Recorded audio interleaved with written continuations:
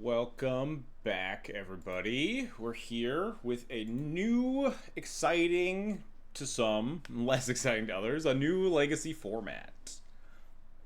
We have banned Troll of Khazad-dûn and Sowing Megaspawn from Legacy. WotC has graciously been paying attention to Legacy, in my opinion, at least to the point of, like, I had the thought, and many people had the thought in the back of their mind, that like Legacy had been looking pretty balanced for the past this whole like metagame basically, but underneath the balance was the fact that all the decks were kind of miserable. So I'm glad to see that they are starting to take action. Although I wish they had maybe taken a little bit more liberal action, something like Nadu or the One Ringer and Oops All Spells. But beggars can't be choosers. I'm happy that they banned Micah Spawn. That card was miserable.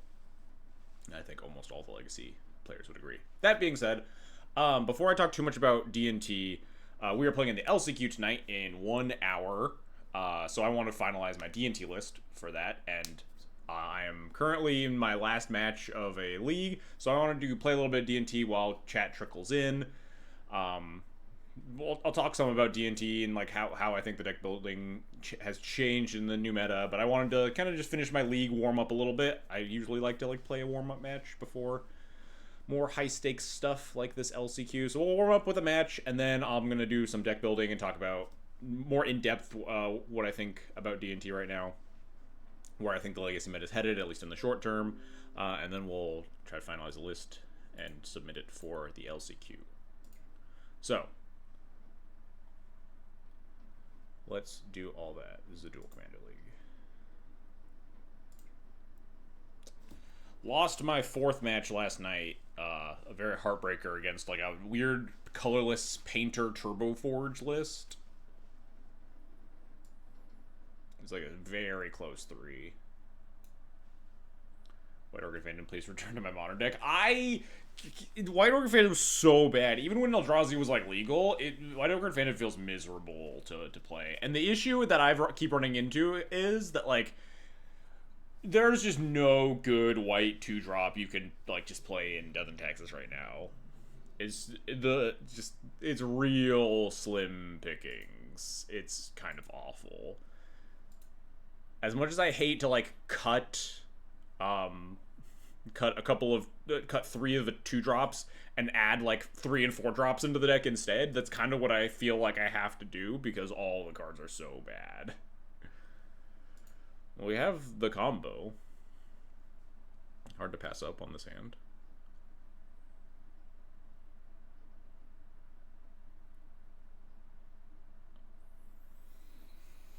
Yeah, with Eldrazi banned, the top decks are like what Nadu and Delver and like specifically Blue-Black Tempo, where it's even worse because they have 2 basics, and Moon Stompy.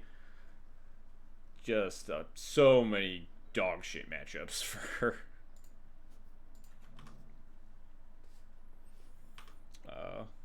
White Orchid Phantom.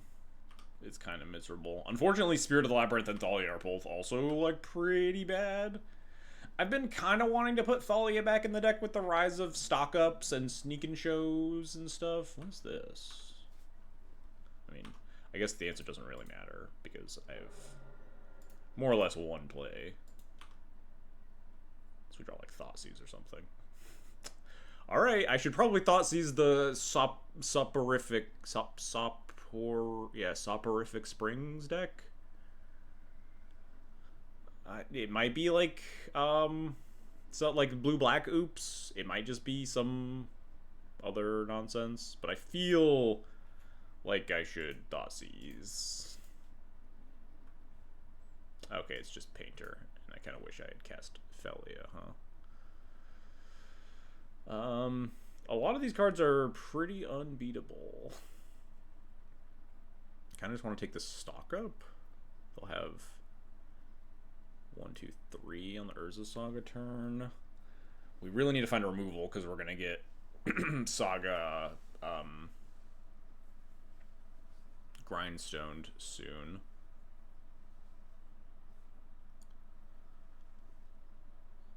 Yeah, I think it's between Stock Up and Thoughtcast, and I think it's just Stock Up here. Maybe it's just supposed to be the One Ring. That card is a little further off, and hopefully I can develop my other stuff. Stock Up helps them, like, hit those land drops earlier. I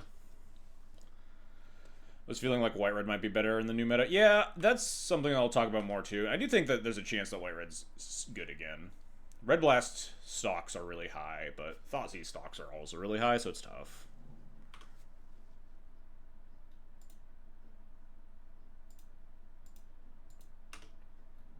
Be nice if I just had like a plow here. It'd be pretty sick. We'll just Painter into Overlord, mill 8 cards, try to find like Solitude or something. Maybe I'm supposed to like just jam Overlord so I can cast a 3-drop next turn. Because if I commit to Felia this turn into Overlord, then it reduces the amount of interaction that I actually have for the combo. Oh. Or we can just draw that. That's pretty good.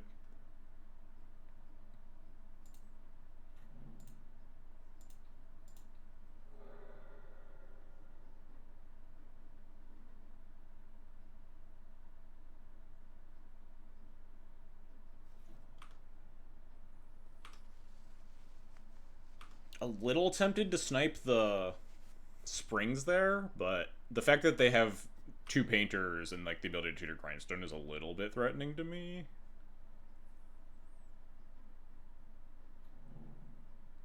Well, it's not the best.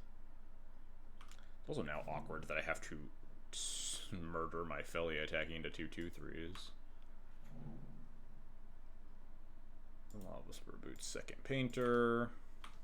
Maybe they'll just attack. Oh, nice. They just attacked. I would like to gain 1 life. Wonder if the Rise of Blue Painter means Emrakul is positive EV in the sideboard. I've been thinking about it. The rise of both Sneak and Show and Painter. The Emrakul is definitely calling to me.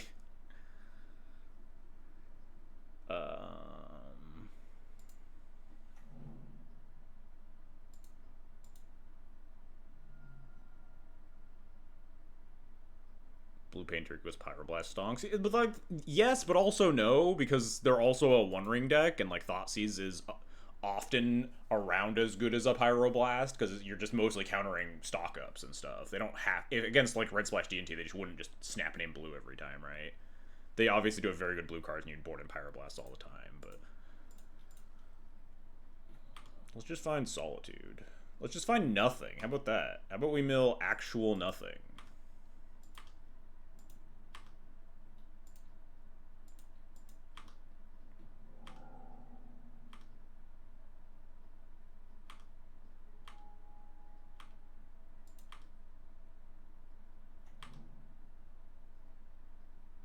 Alright, let's just mill actual nothing into just Stoneforge Mystic. Sure.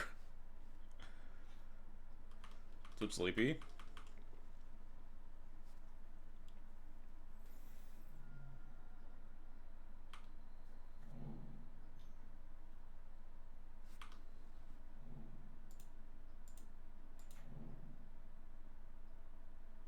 I'd be really worried about them finding Grindstone.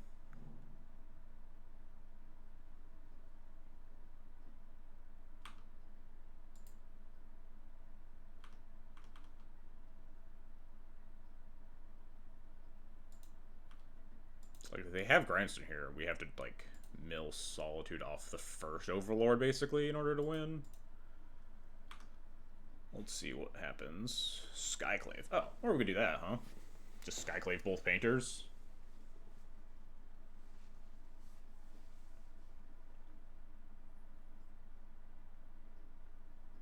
Yeah, that seems pretty good to me.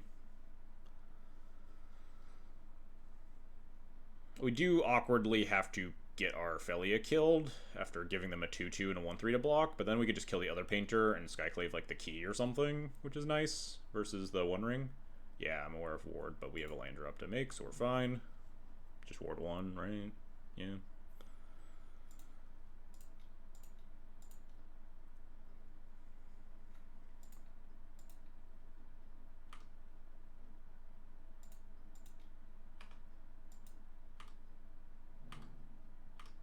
Maybe this Overlord just hits Solitude anyway and saves my Felia. Oh, a Solitude. Would you look at that?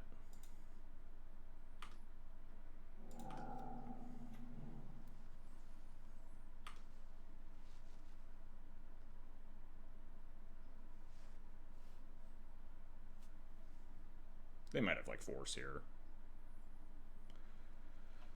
I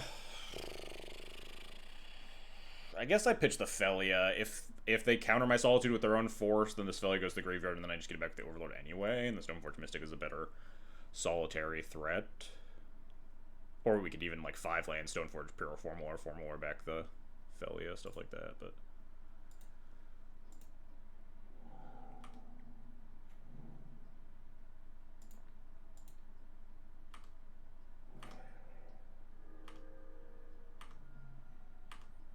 Alright, we're gonna tag the Key here, because they have the One Ring in hand. We want to try to keep that in check.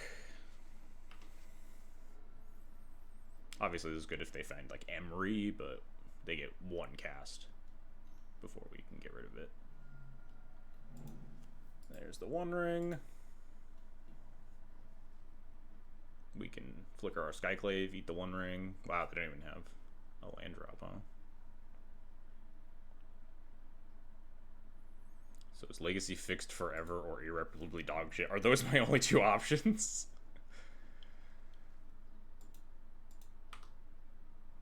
So tagging first does run a risk of like milling too many of our Stoneforge hits, but I might want to cast something else instead. Although we're probably just picking up Solitude if I'm being real.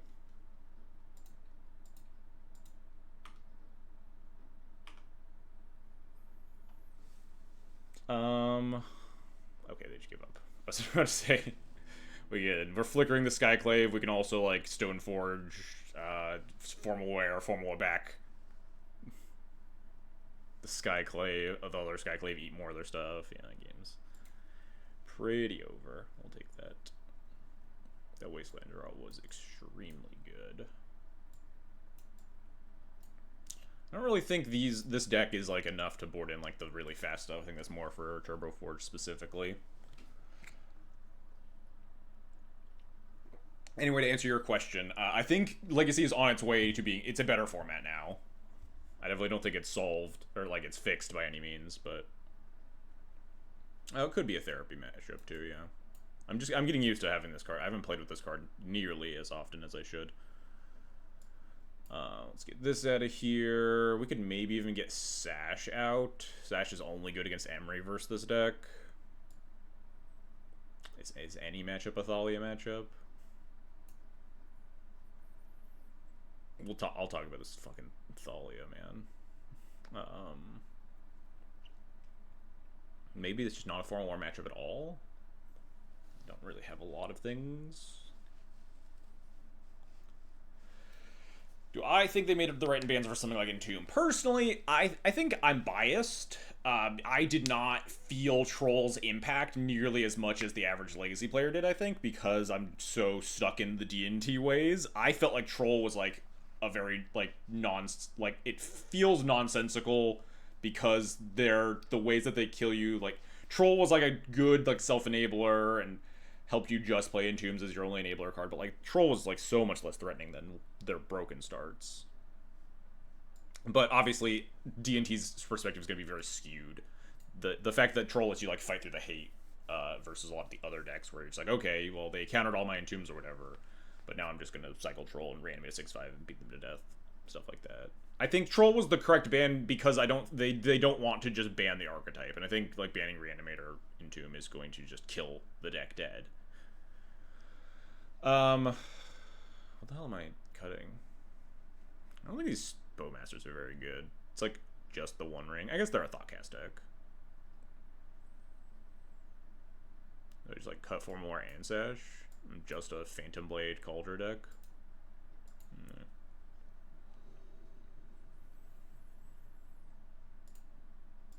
I'm hoping that the Troll ban creates a world that the tempo style like reanimator that's not all in.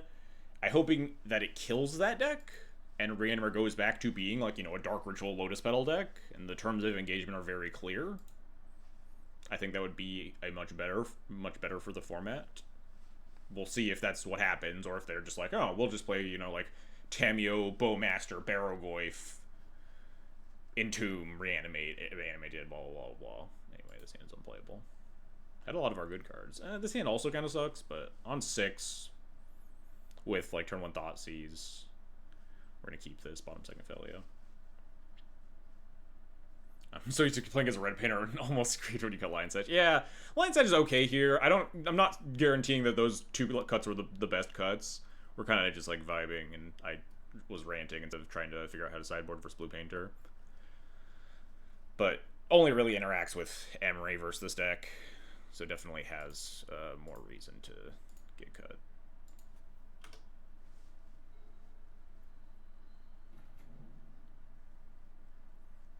Land. Alright, we get to play Magic. That's a good start. Let's see what they got cooking over there. Well, they do have an Emery. They don't have a lot else going on, huh? I don't want to take the stock up again. I mean, I'm gonna... Like, this One Ring is scary like it always is, but they're currently like a little light.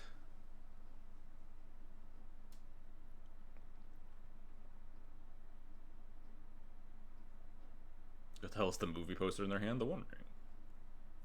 It's like tempting to take the One Ring because that card's so fucking scary and we don't really have an answer to it.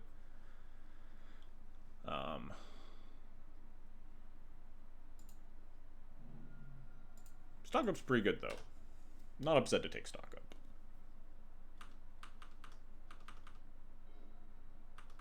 Hopefully they don't just like top deck the perfect. Alright, yeah, it's gonna be a little sad if they just top deck Ancient Tomb or something there.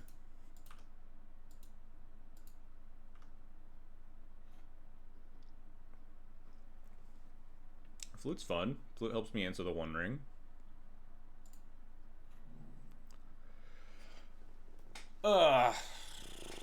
Flute also makes me feel like I just want to hold up my mana.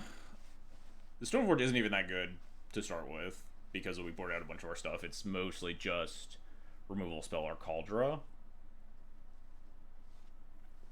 So holding up Felia here could mean that we also hold up Flute in case they top deck, like, if they, like, go get Petal, land drop, cast the One Ring or something. Hey, Jarvis, thanks for the big raid, buddy. Are my alerts not working, or are they just slow? My chat is working today. Maybe the alerts are different thing that I need to fix, though. I don't know, but appreciate the raid nonetheless. Hope your stream went well. Oh, there's Telperio. Thanks for the follow. My alerts are working, just not the raids. I don't know. Whatever. What was I doing? Casting Felia? Yeah, that seems fine.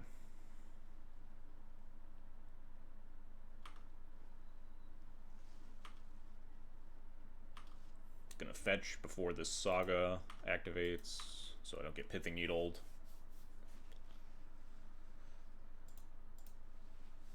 I'll just fetch basic planes. I don't know if they have some fucking... There's no way they have, you know, Magus, Blue Magus or whatever, but I can't foresee an outcome where I get punished for having this as my mana base. I imagine this is just gonna be mana. Get like a Lotus Petal.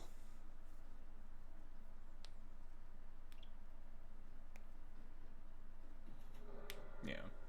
And just like land drop, try to jam the One Ring to draw out of this or something. Or just Emery, that's fine.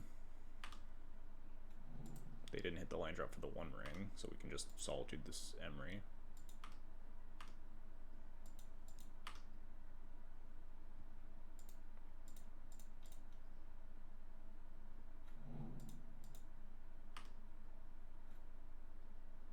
I was kind of hoping for a land there.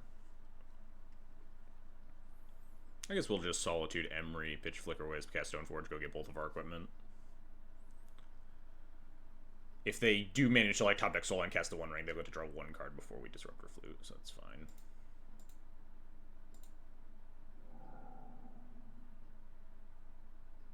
If they counter this, then maybe we Disruptor Flute the Emery. Probably not, though.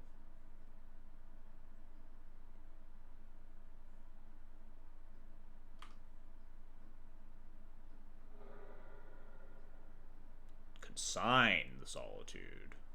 Fair enough. They just sack the pedal for that? Now I feel like we need flute this Emery. They also have Minamo, so like they can like try to get multiple Emery things. I'm gonna cast this just so I can name Emery and attack to get my counter. And then name Emery again.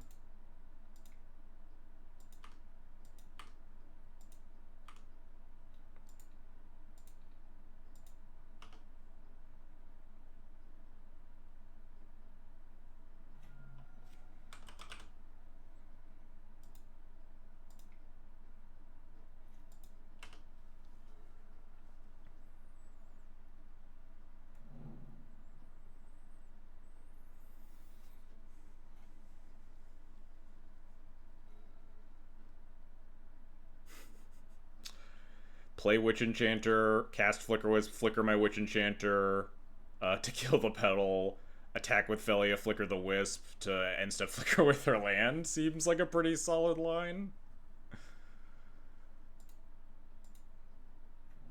It's a pretty insane draw. Snap Concede. Alright, we take those. Good warm-up game. We have 40 minutes to kill. I really don't want to double queue for the LCQ, so maybe we'll spend some time vamping and talking about D&T in the new format and doing a little bit of deck building here, because there are some cards, not naming any names. Not Skyclave. No. Not naming any names, but there's some cards that I may be cutting from this list before we play in the LCQ tonight. Could be any of the cards in the deck.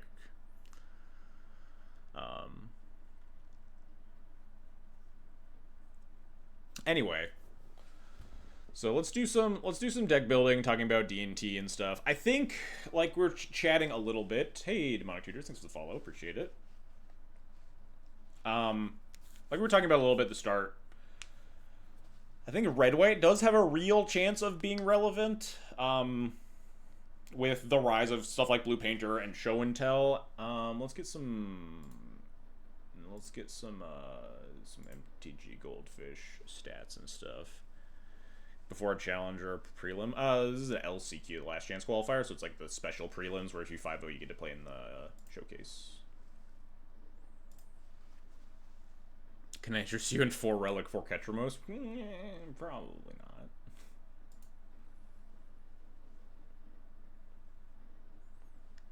Let Dr. Bones whisper like the Green Goblin mask. Fucking Sideboard Emrakul. I literally said that earlier in one of my group chats. I was like, this Sideboard Emrakul is whispering to me like the Green Goblin mask.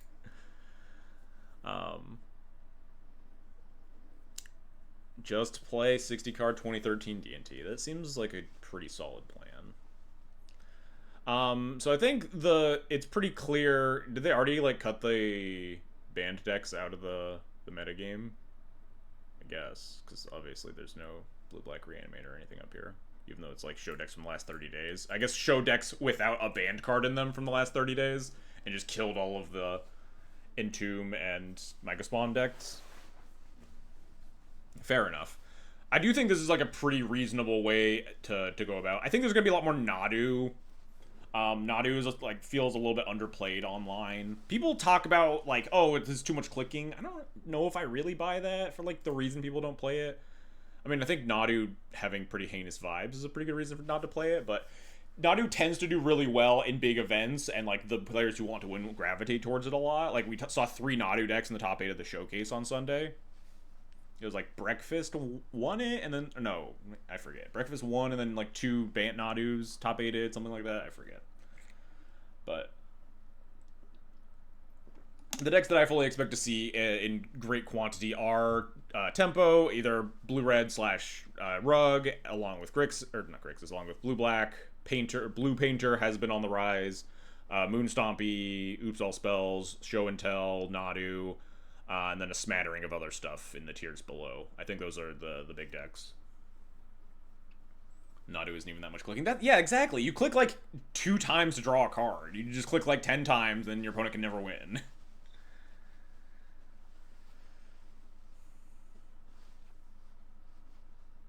Mapson got 9th with Green Sunbird. Yeah, I think there were like literally 3 Nadu decks in the top 8. Hang on, can we just do this? Yeah. Nadu. Wait. Yeah, Nadu in 4th and Nadu in 8th. Wait, didn't Mapson... No, Mapson got top 8. He didn't get 9th. Yeah, Mapson made it in top 8. 4th place.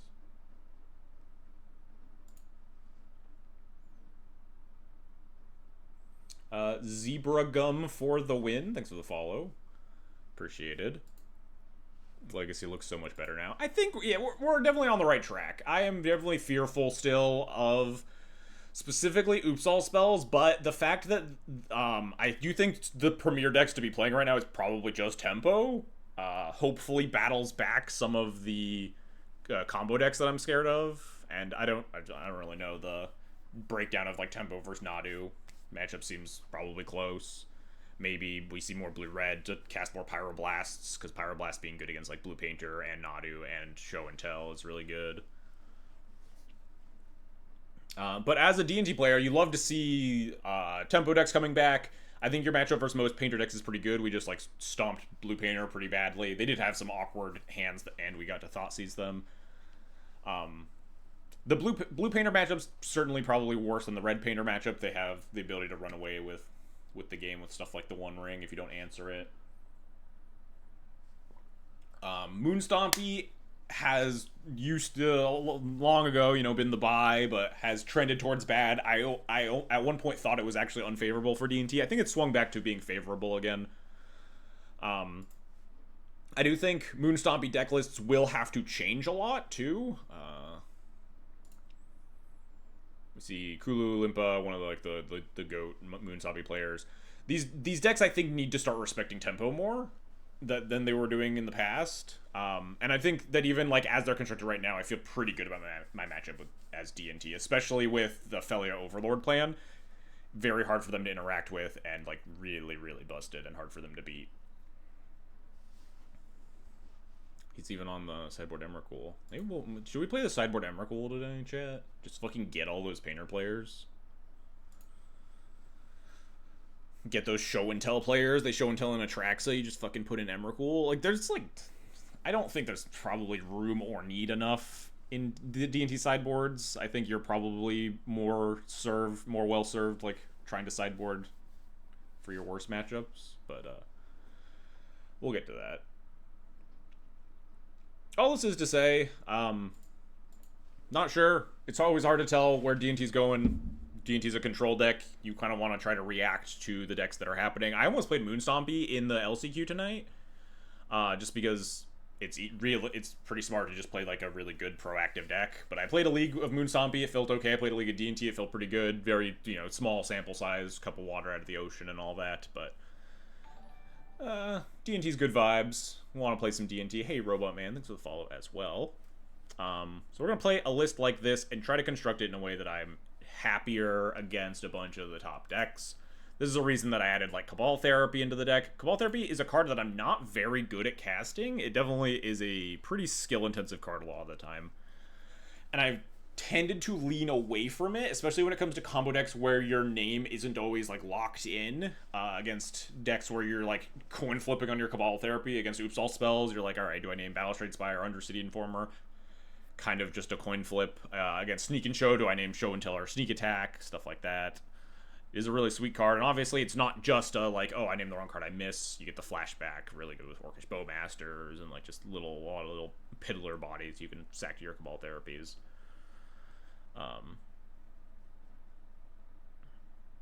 I do think this deck probably wants some number of Path to Exiles. Let's just start editing this deck a little bit. Add too many cards and then maybe cut down. See where I want to end up. I think this deck wants Path to Exiles. I think white-black is a little bit light on like cheap removal spells to stay afloat in the early turns versus Tempo, and you could really use a touch more spot removal. Another card I wanted to think about again was Canoptic Scarab Swarm. I have a real soft spot for this card because it's really fucking sick. Definitely wouldn't be sad to put this card in my deck again. And the last card was Loran. Probably not necessarily with 2 Witch Enchanters, but how often can this deck be Doomsday? Not often at all. Probably your worst matchup against expected decks in a field. Being article seemed to, like, Wizards was hinting at some change to how MDFCs worked. Having the land type would hit Oops and Chrome Mox deck. I don't think they would make a rules change just to facilitate that. I think they would just ban a card from Oops. I think any rules change gets really weird. You add the land type to them, and then suddenly people are, like, Life from the Loaming back their spells. Like, I think that's, like, a pretty dangerous road to travel down. Oops is beatable with ley lines. I mean, yeah, I mean, it's not... You have a hate card at least. You have a chance. Their whole sideboard is built around like killing Leyline. But yeah, pretty much you have the ability to have interaction against Oops, and you really don't have that against Doomsday. You could build the deck in a way that like respects Doomsday more. Play your Spirit of the Labyrinth in addition to Thoughtseizes. Stuff like Disruptor Flute is really good. Deafening Silence is better than Mindbreak Trap versus Doomsday. Although Deafening Silence is also not that good. Stuff like that, but Doomsday is rarely enough of a metagame percentage to make you like want to respect it, given how bad the matchup is and how narrow a lot of the hate cards are for Doomsday.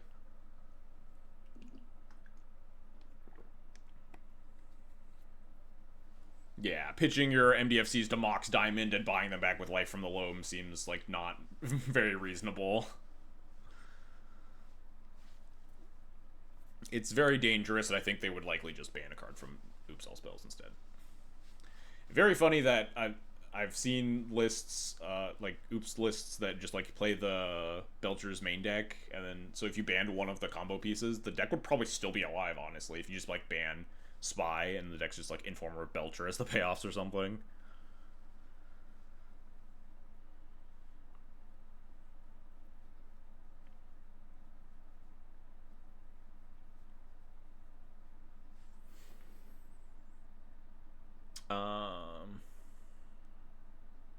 Got distracted. What are we doing? I think we added all the cards I was thinking about. Let's make a cards I'm thinking about column here. Cards that are pretty cuttable. Mostly these. I added the 4th Bowmaster, which wasn't in the list prior to this. We cut all the White Orchid Phantoms. I think you could potentially still play it as like a one-of. There are cases and matchups where you do want to like tutor one, you know, post-Doomsday piles, against lands fairly often, especially in tandem with Felia, against like Mystic, the Turbo Forge decks, or like Oops All Spells sometimes. How about split-ups? I mean, Eldrazi got the axe. Nadu, it's like split up versus Wrath of the Skies. I think Wrath of the Skies has a little bit more oomph because of like the painter side coverage. Split up's a little bit better versus the tempo decks, but not like a huge amount. Depends on the type of tempo. Split up's gonna be better versus blue black, where Wrath of the Skies isn't very good.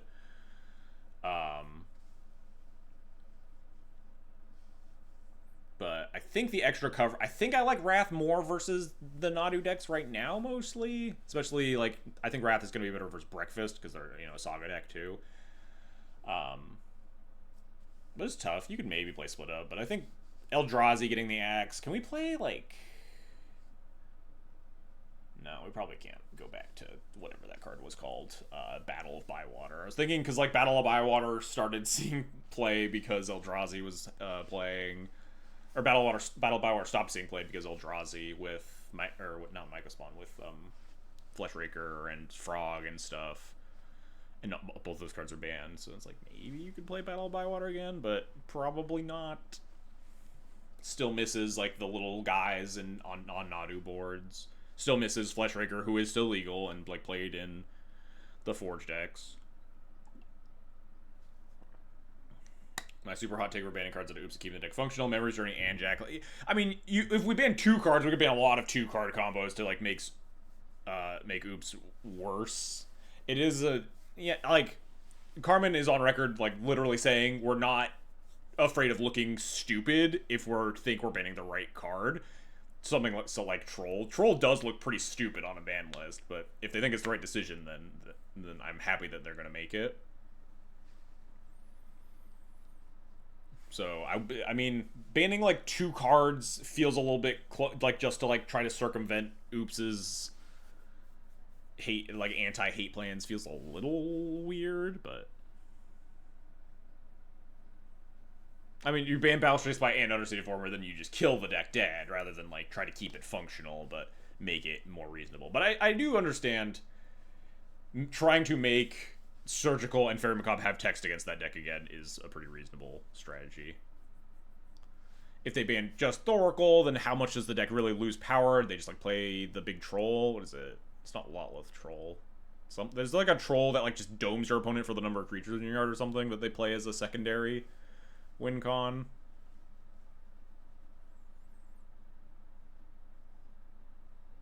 There are certainly positives to keeping Oops a functional deck. There are also negatives to keeping Oops a functional deck because the deck's vibes are kind of atrocious. But I mean, there are a lot of decks. Legacy is the format of decks with atrocious vibes, so that's not a super great argument. But Oops being too good is definitely worse for the format than a lot of other decks being too good. Lotleth Giant, that's the one. Yeah. We already see Lotleth Giant in sideboards. There's I forget the big Oops player's name. The only one that isn't faulted for him, Chotin or something on Moto. Playing like a really jank sideboard strategy to beat Surgical and Fairy Macabre. It's like you board in 2nd and 3rd Dread Return and Lotleth Troll and like another card or something, and you're completely immune to a single Surgical or Fairy Macabre.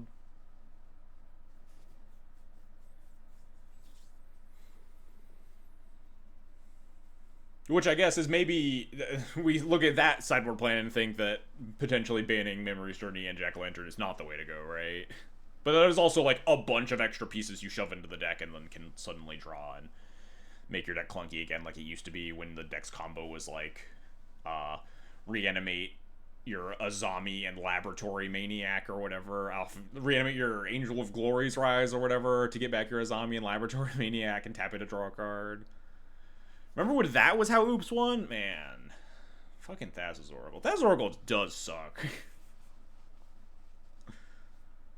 Such a, like a not interesting way to win the game. Just like asks nothing of you. Very difficult to interact with. If Lotleth Giant was the kill, then like suddenly we could like Veil of Summer after they mill themselves and then they die. Stuff like that. So like there maybe is some sort of argument for banning Thassa's Oracle instead. But banning Thassa's Oracle is also dangerous because they don't necessarily want to hurt Doomsday, a deck that's minding its own business. I mean, I wouldn't mind, but you know. They ban Narcomoeba. I feel like the deck would live through Narcomoeba ban too, honestly. I guess the deck like literally cannot go off on 4 mana with a Narcomoeba ban, right? But we've seen the lists go. Some of the lists go down to 1 Narcomoeba, and you just like cast your Cabal Therapy and get back like 4 Poxwalkers or whatever. Yeah, I hate the Thoracle article. Makes me so mad every time I think about it. The fact that they were just like, this card doesn't feel rare enough. What if it just like won you the game for no reason? Just send it. It's fine. Standpoint of Hell just nuke Oops off the face of the earth. Yeah. I see. I definitely see both sides. I agree, Bear, with 2 guns. It's a cheap deck, nice budget deck for people to get into the format. Although it depends on how you want to get into Legacy, because if your entry into Legacy is just Oops all spells, either you become an Oops player or like there's no path to any of the other decks, right? The play patterns of your Oops deck aren't really going to transfer very well to a lot of the other decks.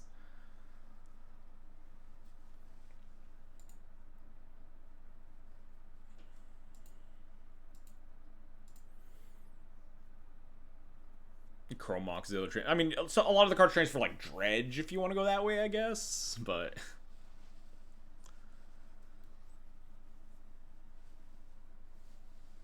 Become an oops player is like a scarlet letter. Faulted Form's a really nice guy. It's not. I mean, he may not have the best taste in legacy decks, but you know, he's a great guy.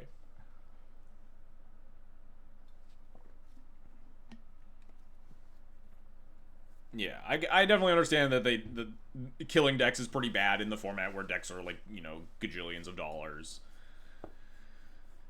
You'd rather not kill a deck. You'd rather try to pull the reins in and make it, you know, playable,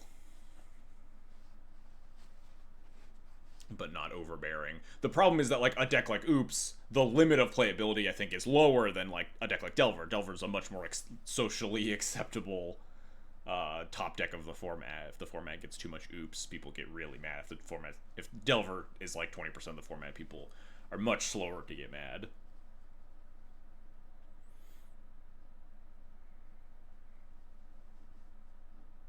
Ban decks until Maverick is playable. Gonna have to ban a lot of cards. Ban Spy so you can play Needle would be nice. Yeah, Needle would be good against like both Informer and potential Belcher pivots. Needle also just gets like Force of Vigor, so you know how much does that really help? I do think Spy is kind of the most egregious because it sticks around, so you don't even need the Narcomoeba, but sometimes you can sack the Spy to the Cabal Therapy. I mean, we've kind of seen the Delver as the police of the format in action these past couple of years. The fact that Delver was the king for so long and the formats were largely pretty good, and then we had like a year of Reanimator being the king and it was just all awful.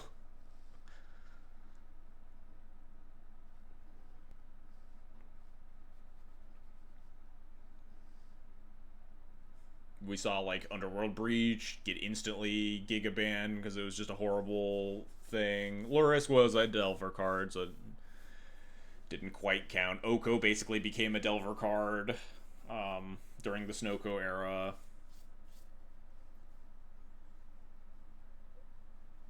You call Delver the police of the form and half the balance exists because of Delver. I mean, that sounds like the police of the format to me, right? They get too much power. We have to rein them in. They keep some of the rabble in check, but like mostly aren't good for the longevity of the format.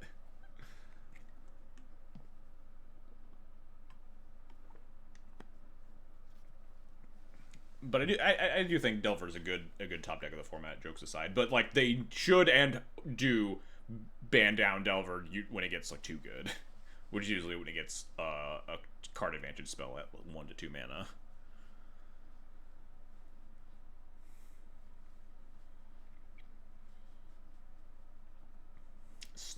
Stock ups are already toning that line a little bit though.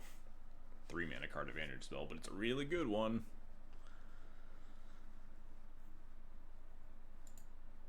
Anyway, let's actually like we completely got fucking sidetracked. Just absolutely sidetracked in trying to finish this deck for the LCQ in 18 minutes. We gotta cut 3 cards from the main deck and 2 cards from the sideboard. What are the sideboard cuttables, huh? Probably just like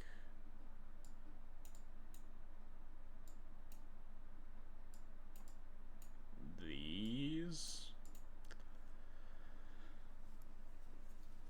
I'm excited for the new 2-white Dargon. I'd be more excited if it was a 3-2, but I have some ideas for like a white Stompy deck, which I'll try, and it will inevitably be bad, and I'll be disappointed, but white Stompy's never been good every time I've tried it, except for White Bloom Adventurer. And for every single time I put Basic Plains and Ancient Tomb in my deck, I just end up disappointed, except for when White Bloom Adventurer happened. But I'll try it. The white not damping sphere, what is it, damping matrix dragon, the 2/3 lifelink flyer that copies itself if you cast another spell that turn. Really sweet card to cast with Chrome Mox. So like adding those to a deck with like Archon of Emeria, Clarion Soul Dragon, is that really what it's called? Kind of a sick name. A lot of cool A lot of cool white cards. I guess exactly 2 cool Ancient Tombable white cards coming up in the next set.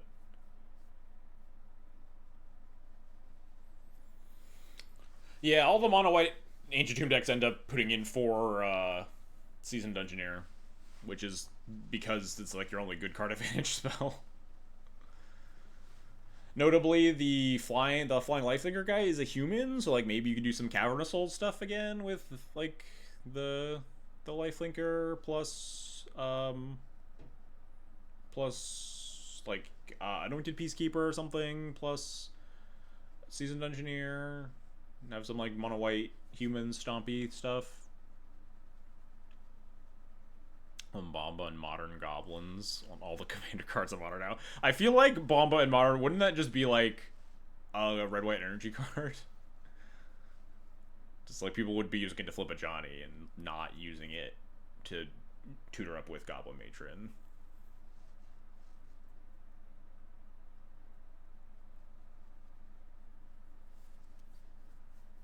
Bomba is a really messed up card. A little bit innocuously messed up, though. I can see why Wizards like threw that one into a commander set and was like, this is fine, and then it ended up being a real sicko legacy card and a cube card. If we have to suffer commander design, so should the modern players. Fair enough.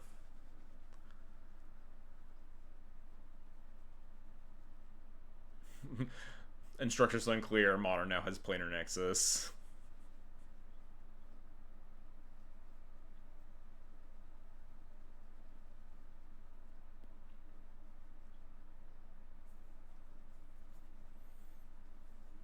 Give it companion. You can only have goblin and Aether Vial in the deck. I think they should explore the really stupid ham-fisted clauses to play your cards design space more. They should just, this is a common sentiment that I've shared, is that they should just print if you control an island you lose the game on more cards, so they would be less broken in Legacy. Just blue decks, you don't get this one. Just sit out on this card. If I play the card and I get Spreading Season, I die, so be it. That's just the life that I've chosen to live.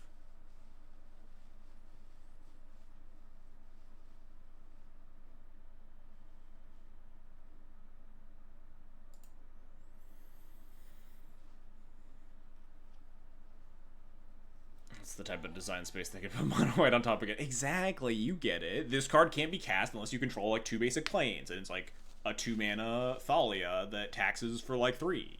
Easy. No one controls 2 basic planes.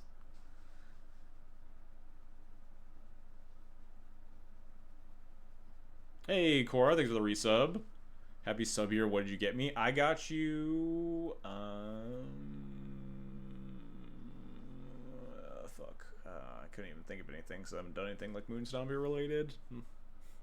Don't even have like a post-ban list Moonstompy deck to go off of. I didn't get you anything. I'm sorry. Rashad and Port that taps 2 lands if you pay white. See, we're getting it. Oh, but like the white has to come from a basic plains, obviously. You can't just like tap your fucking Tundra to activate this Rashad and Port. It's too loud at bar trivia. I didn't hear your answer. Perfect. Excellent. That's exactly what I want to hear. I didn't have a good answer.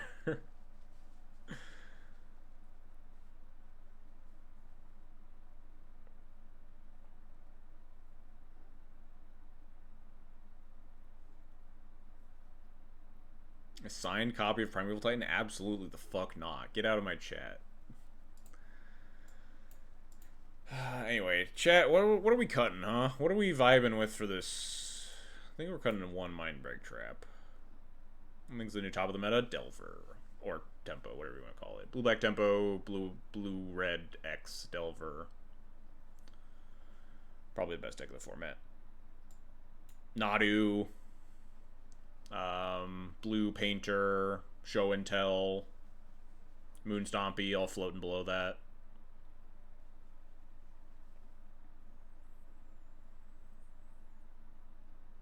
You just play like 1 path. I kind of just want to play the Scarab Swarm. Scarab Swarm seems kind of sick. I don't think we need the Loron. Maybe we'll play the... I really like playing 2 River Form more. This card's so good against Tempo and Moonstompy. It's like just the nuts. It's so messed up. The problem is like playing 2 Formalware and then you play against like Nadu or like some of the combo decks, it definitely falls off a little bit, but Formalware is so fucking messed up, man.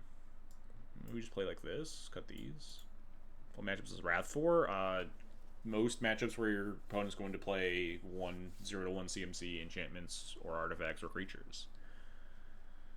Nadu, Painter, Delver sometimes. I board in versus Moon Zombie, but it's not the most exciting there. Forge decks, other Saga decks that I'm not thinking of.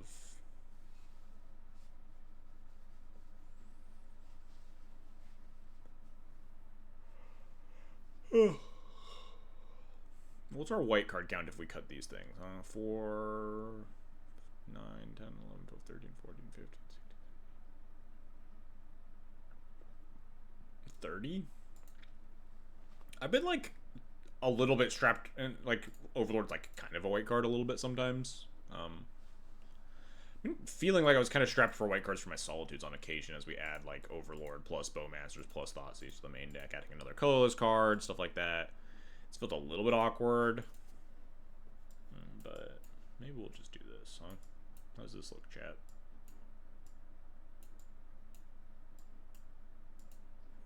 What's our Delver sideboard plan look like? We got 3 cards. We board in Path and Wraths. We board out Cauldra.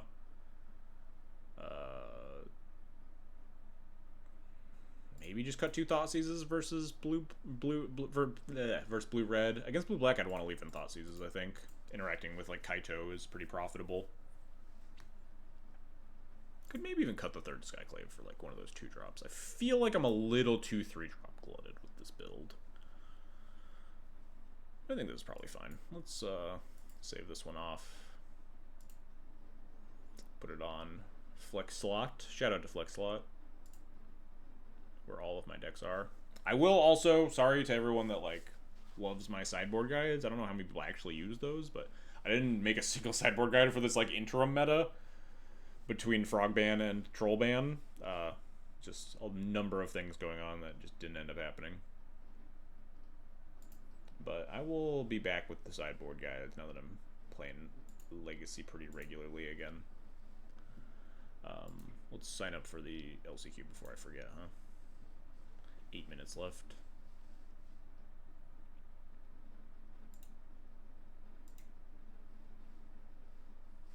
The nice thing about an LCQ, at least, is that it's more people want to play in it, so it's going to be less just like a deluge of Tuesday night combo players, and will be more people doing reasonable stuff.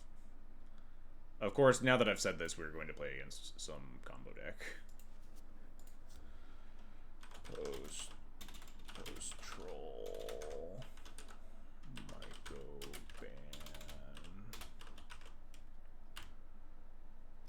Black White Overlord, D&T, Legacy, Visibility, Public, do the thing, create.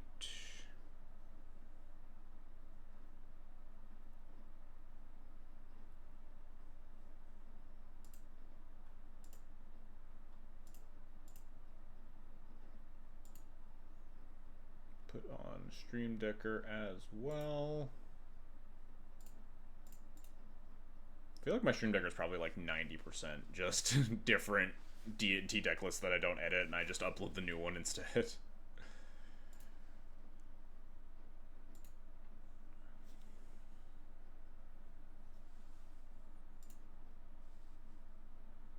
Oh god, we got the Oops player himself. We also have Tony, players that I want to dodge. Not that many combo sickos, at least. The ones that, like, stick out.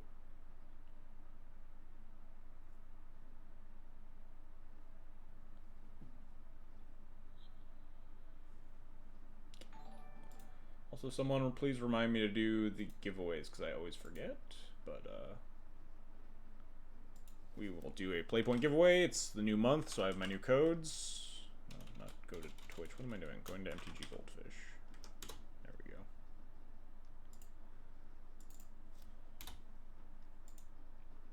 Hey, Fat Cat and Sir Orange, thanks for the follow as well. Appreciated. We're into the bathroom. We got 6 minutes here while we're chilling, waiting for the the LCQ to start.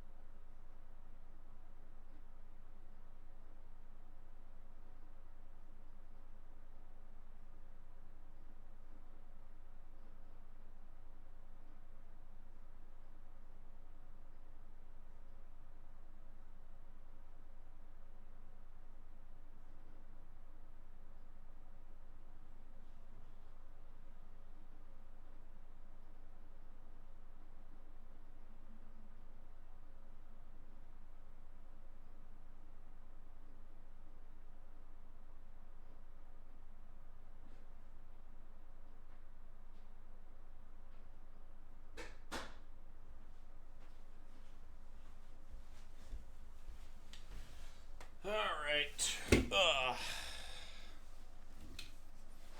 Oh, I knew Eureka would be here. I was wondering where he was. Speak of the combo sickos, and they shall appear.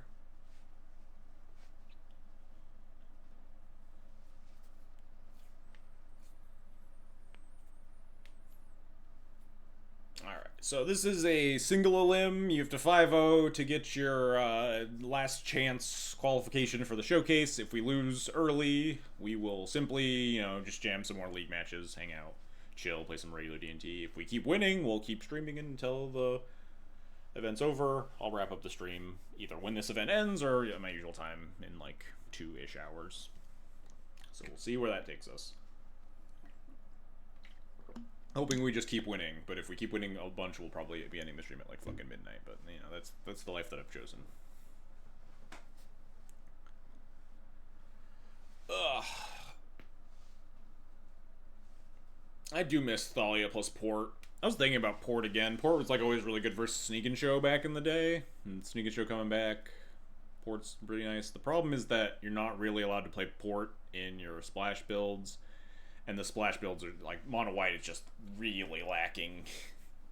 We're just talking so much trash about like every 2-drop, and that the black splash at least gets to play like Bowmasters or maybe even Emperor Bones, a card that I could also see playing like a 1 of in this list or something.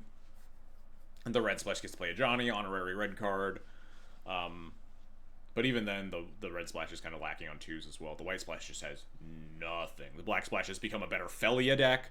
The call to mono white was like when MH3 came out and they're like, oh, you're just the Felia White Orchid Phantom, like Ghost Quarter Wasteland Man Denial deck, and like you're just the better Felia deck is now black white with Overlord.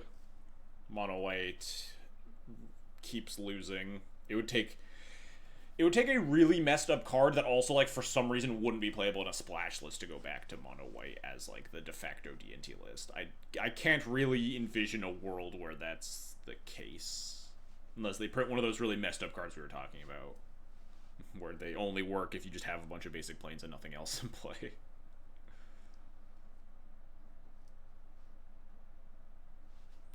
Color shifted price of progress bear. I don't even know if that would... I mean, I guess that would just be really fucked up because you could just flicker it and just... Dome you for 4, attack with Felia, dome you for 4, untap, flicker wisp, dome you for 6. That would be pretty messed up. I wouldn't even, like, solve a lot of D&T's major problems, but it would be a very real reason to play mono white. But then suddenly, like, you're doming yourself if you're, like, casting this card off of like Wastelands and MDFCs and like Flagstones of Trocare, stuff like that you kind of wanted to play in mono white lists. Back to Basics Bear, yeah.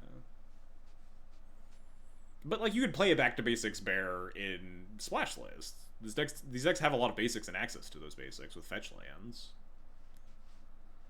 Like if there was Magus of Harbinger of the Seas? Is that the blue one Magus? If you printed one white Magus, you would still play it in Splash lists. You just fetch your basic Swamp or your basic Mountain, and then you just cast all your spells still.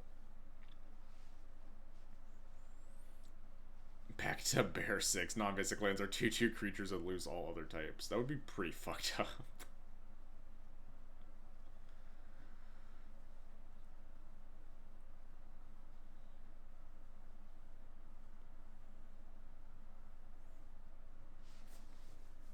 They lose their types? They would also have to like lose their abilities, right? Otherwise, the lands that aren't like have basic land types wouldn't be able to tap for colors. But like if you turned an Ancient Tomb into a creature and made it lose its land type, it would still have the ability to tap, add colorless, right?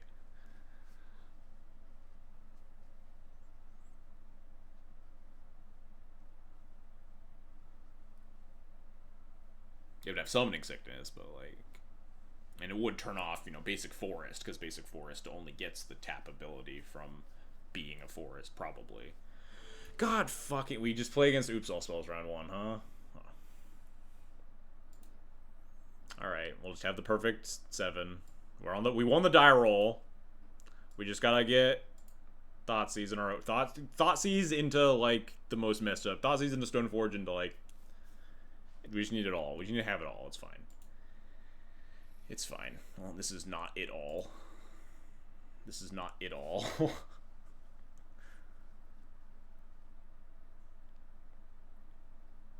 If I was designing it, the card would come with a stack of Grizzly Bears and a stapler. We just have to, like, mulligan forever, right? This is just, like, exclusively an Oops All Spells player. Chotin is, like, literally the Oops All Spells guy that I was talking about earlier, who did play, like, a little bit of Eldrazi in the interim, but... He actually did play Eldrazi in... No, that was in the LCQ before Megaspawn got banned. Yeah, and then in the following LCQ he just played Oops, so he's probably just playing Oops. And we're gonna fucking die. Just never allowed to keep this hand ever. Does he have... He has the one Narc version... Trying to think of if there's any. You're just never allowed to keep this hand. I'm happy going to like 5 to try to find Thoughtseize, given that it's our only real way to beat this deck.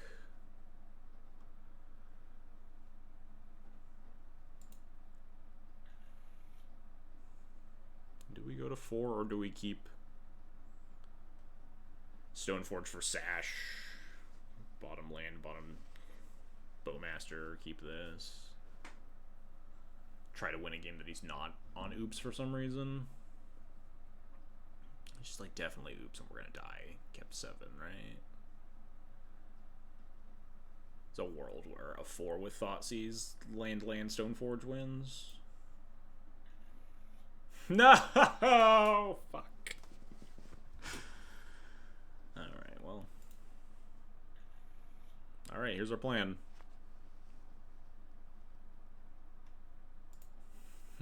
We have a plan. I think we keep land so we can fetch Surveil, try to find something. We just fetch basic Swamp into Flooded Strand. It's gonna be really funny when he Thoughtseize and he's not on Oops. That's the life that we've chosen to live.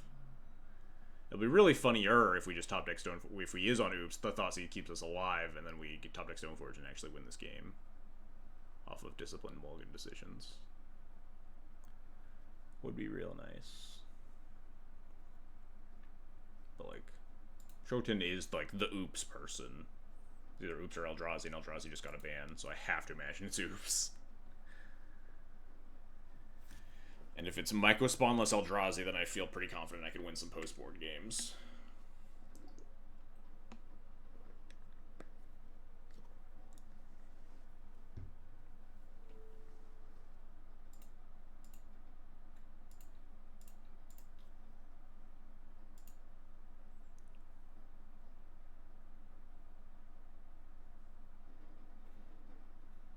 Oh wow, it's Oops, who would have guessed?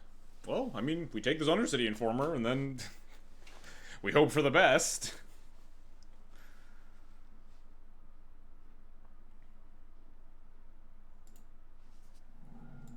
No real other takes there.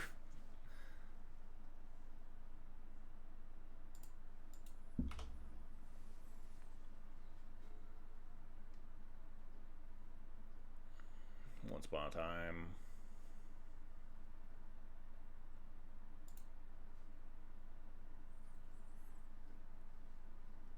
Reveal Balustrade Spy, sure. We'll top deck Second Thoughtseize. This doesn't make 4 mana on turn 1, right? It's only 3 mana.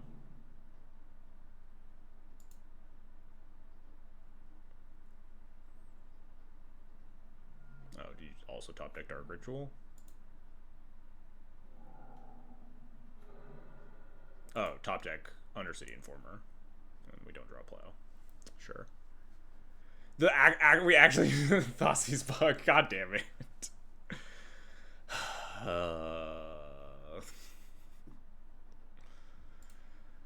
Sure. Okay. Not that it really mattered, because this would just be turn 2 Spy that we have no interaction for. You attack me for 2 first? Gotta get those precious points of damage. Got me.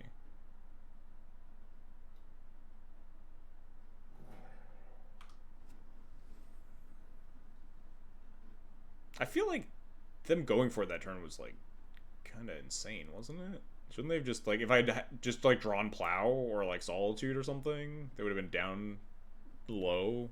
What are they playing around?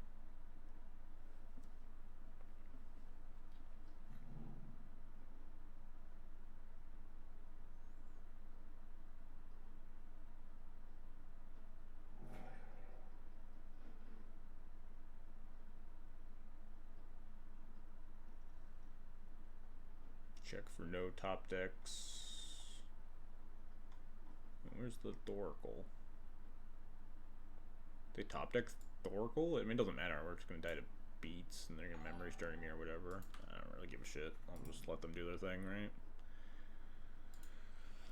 I don't want to F6. If I'm just, like, blind and can't see the Thassa's Oracle, then so be it.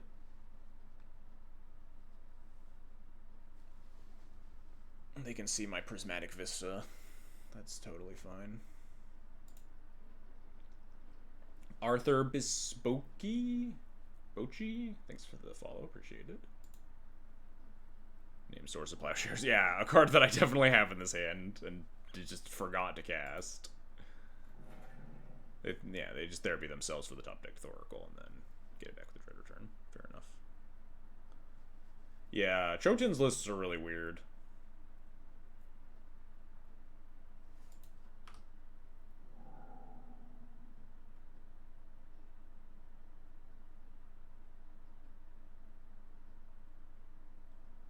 Main deck Belcher, sideboard plans like this really weird, convoluted way to beat Surgical and Fairy Macabre with like Lotleth Giant and extra Dread Returns and extra Thoracle.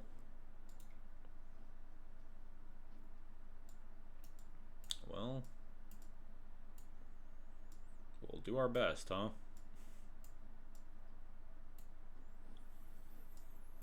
Gotta win some post-board games.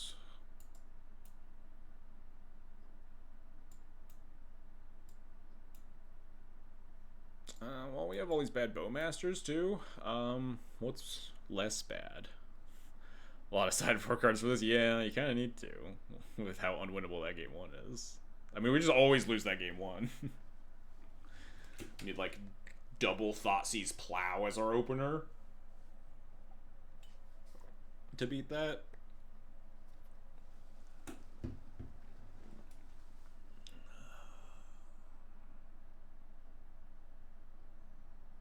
Plow's like so heinous against Oops. It's like not an actual real game plan.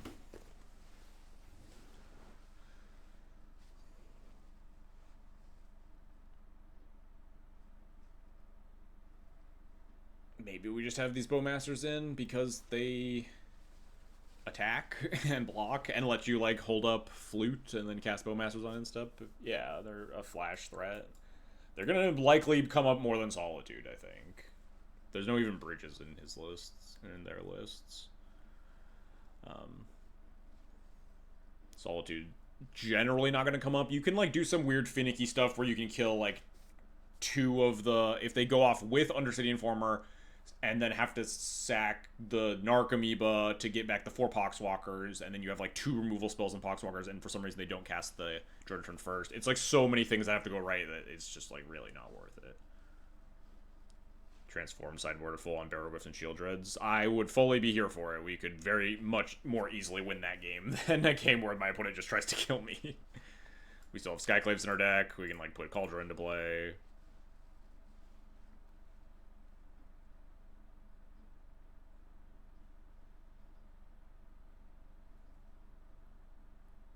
Canoptic Scarab Storm is not not an equipment, so we cannot put it in with Stoneforge Mystic. We could vial it in for the really, really slow, expensive Tormod script. Proactively casting Journey sucks. I mean, yes? I don't know. What do you mean by that? Did I say anything to the contrary? Talking about his, like, weird sideboard plan, maybe?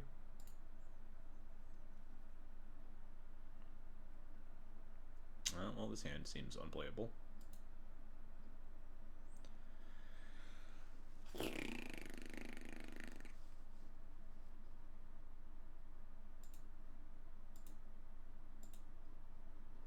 Which Universes Beyond card is the equipment? Oh, Phantom Blade. Give you options when they have Narcoman. What gives us options? What's happening? What are we? I feel like I've totally missed what we're talking about. What did my opponent keep? My opponent mulliganed to 6. This is the spot where I almost put a Yixilid Jailer in my sideboard because like the spot where we're gonna mulligan this hand, I think.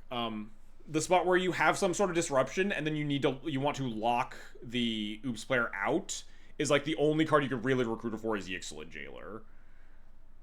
Containment Priest buys you like 2 to 3 turns sometimes, but it's so much worse. But Yixilid Jailer also just kind of sucks, so I've never really actually played it. But this is a spot like where if I had Yixilid Jailer in my deck, I would maybe keep. But I think we're 1 to 5. But like versus a Mold to 6, Thoughtseize into like I don't even know what 2 we would want here.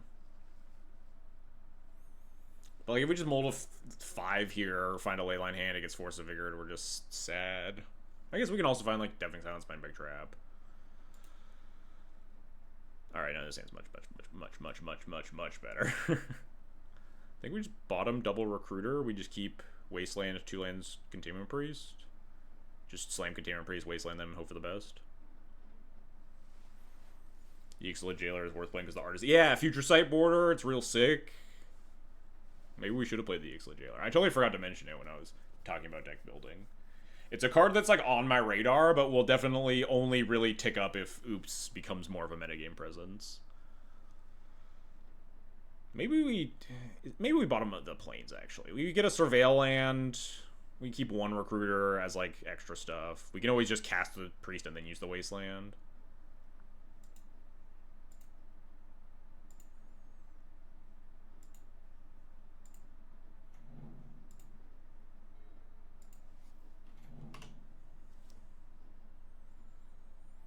Yixilid Jailer over Sea Priest maximizes MTGO Published List chance.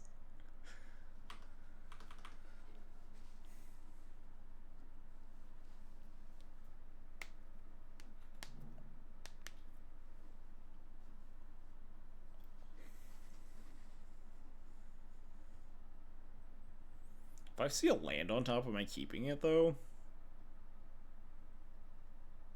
If that's the case, I maybe should have bottomed the Recruiter. I don't know. Keeping the Recruiter is nicer if I just got like Thoughtseized or something.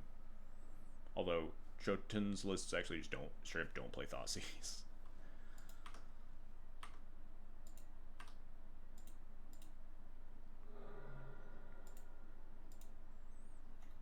See a bad card and we just mill it. Oh god, no. We did the thing where we see a land and I have to think about if I actually want to keep it.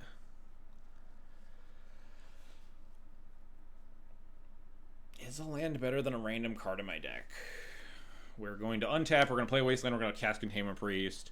The following turn, we're going to activate Wasteland and just hope to God this Containment Priest gets all the way there.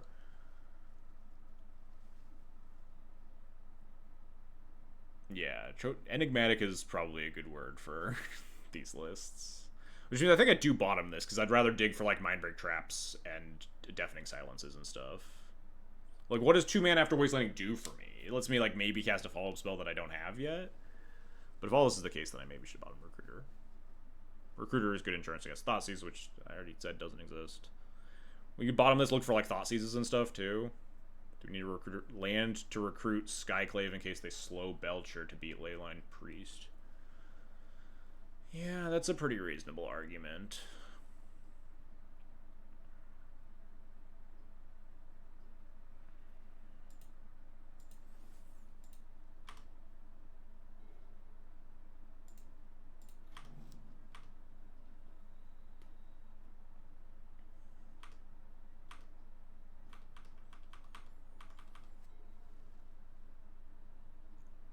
I'm gonna get Wear Downed here. Wear Down is a sorcery, so at least you know it's coming. No Wear Down.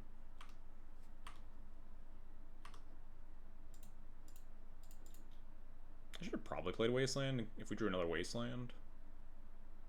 Hit him twice. Well, we can cast Recruiter next turn. Go get Stoneforge Mystic, maybe. Because we won't have 3 mana.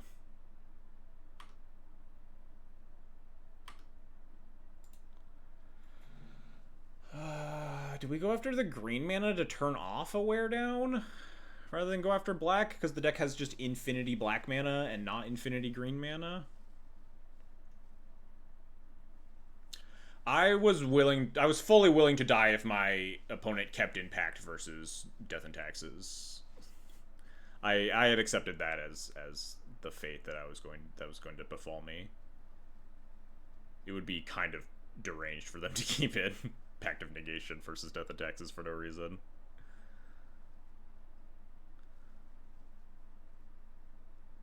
They just have so many more black sources that it's not that intriguing to go after the black sources, although obviously the black is better to hit. He's like cast a... I don't know. They showed me that they don't have Wear Down here, or they probably would have just cast it, so maybe we just... I mean, they could top deck it, but... I think we're just going to do this. Oops, players hard to range. Yeah, but like you're bringing in your 6 to 8 force anti-Leyline cards. What would they possibly have cut if not these Pact of Negations, which are very easy cards to cut versus Death and Taxes?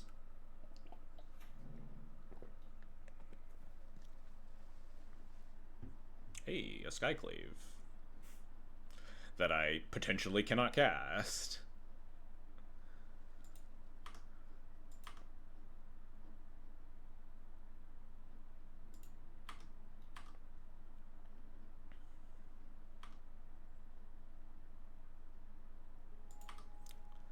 Do I go get Witch Enchanter to guarantee that I can cast Skyclave in case of a Belcher? Do I just get Stoneforge Mystic? Is there anything in my deck that, like, I care about getting here? I could get, like, a Lion Sash.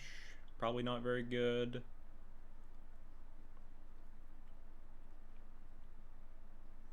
It's probably just between Stoneforge or Witch Enchanter, huh?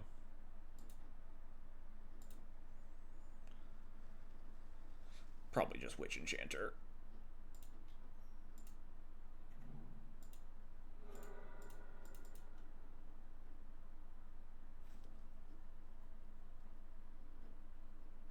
If we draw a land, we could potentially use the Witch Enchanter to... We can use the Skyclave to answer some just, like, hardcast blocker. And then use the Witch Enchanter on the... on a Belcher down the road or something.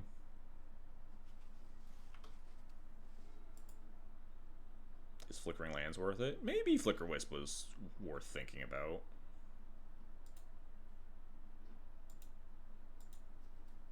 But again, we only have 2 mana, so it's a little bit dangerous to grab a 3-drop. Dying? not dying. Just doing this thing that I was just talking about earlier, where we use the Skyclave to get a thing out of the way.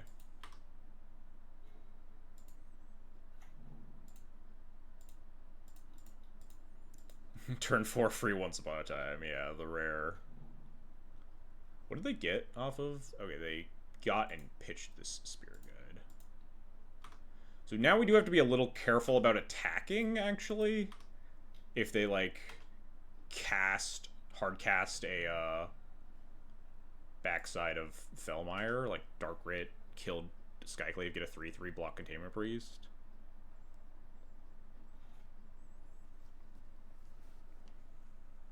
Now we can just flip Fellmire, or flicker their Fellmire here. Do not flicker the Guardian of Freyalise. I guess that wouldn't matter because we have Containment Priest in hand, but this is extra safe against that Dark Writ thing that I was talking about now.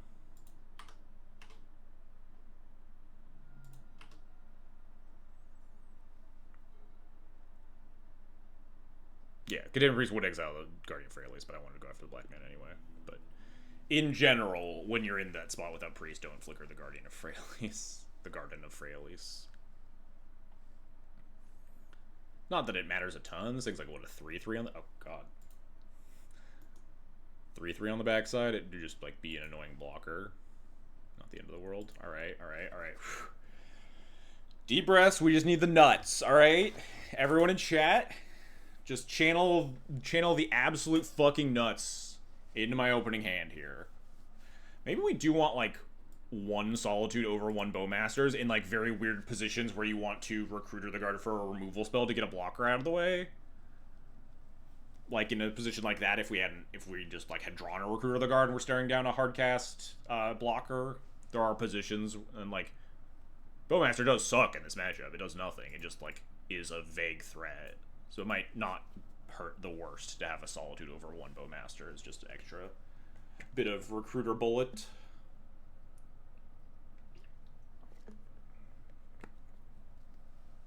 We just need, like, the absolute nut hand. Just, I don't know what that even looks like. Just, I guess the nuts is just, like, 3 Leyline of the Voids and, like, 2 lands, Stoneforge Mystic or something.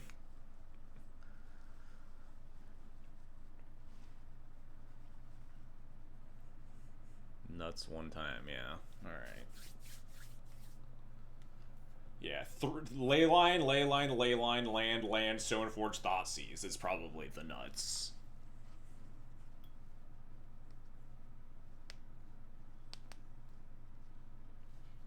God, my adrenaline's pumping. I feel myself, like, shaking a little bit. These LCQs make me really nervous, especially, like, real rough matchups like this. Yeah, they mold a 3. That's the nut. That's the real nuts. Is that they hit the deck's rate of failure, and they just, like, fucking mulligan into oblivion, and we have Leyline.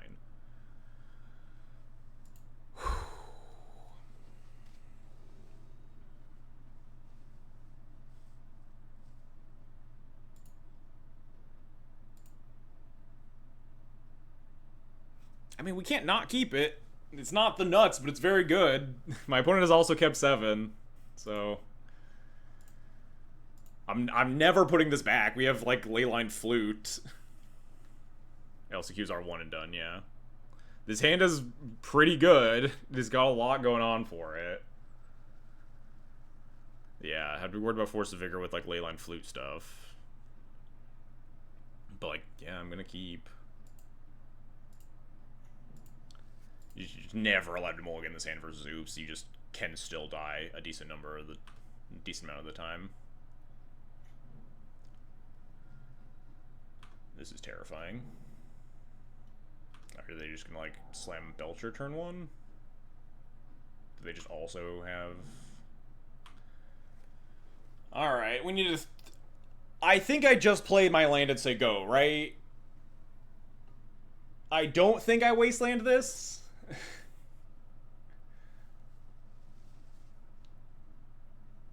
Maybe it is.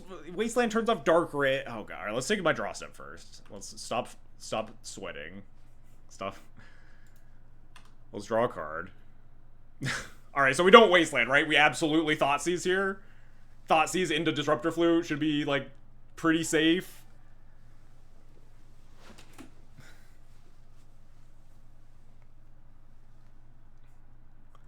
Hey, Army, thanks for the gift. Sub to Toast. Appreciated. This is just like the best. So the way that this goes wrong, and I'm not going to say the way that it goes wrong, because then I'm going to speak it into existence. But, like, the absolute correct play is Thought Seize them and then cast Flute on turn 2. This is just 100% the correct decision.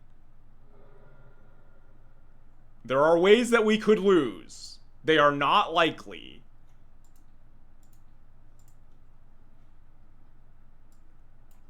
We are absolutely taking this Force of Vigor.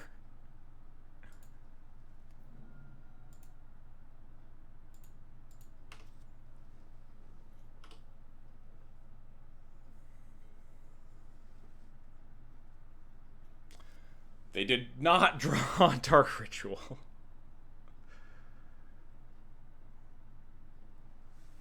They kept it 2 mana short on 7. I think they were expecting me to, like, mulligan low for Leyline again or something.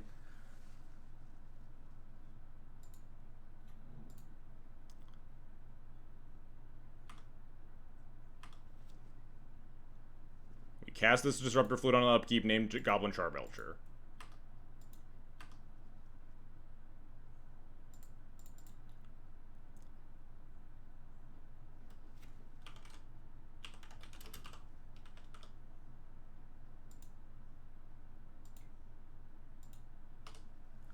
We wasteland them in Stoneforge, Kaldra.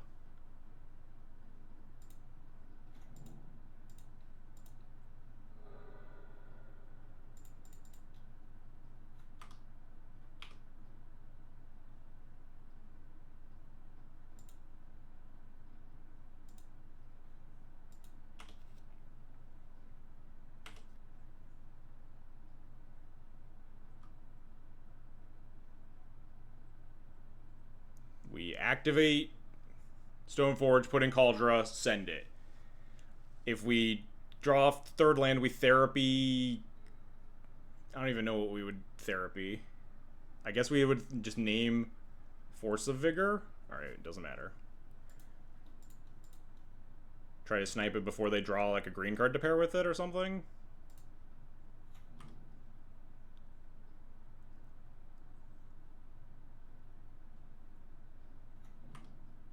We are not good yet. They could still easily win this game.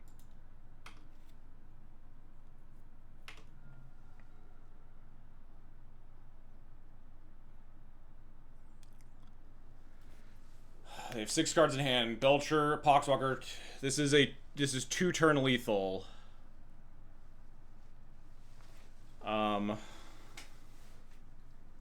We have exactly 6 in play. If we therapy them and then sack the therapy, we do not have 2-turn lethal. So we cannot therapy them twice unless we are dying.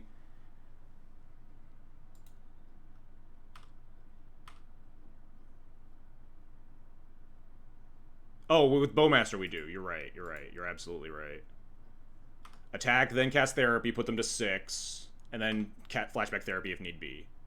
Absolutely correct. What if we had drawn Solitude there instead? So we therapy, name... I think we just name Wear Down, because that's a card that they could have. Force of Vigor, if they have that plus green card, we're going to die. Or potentially, if they have, the rest of it, but...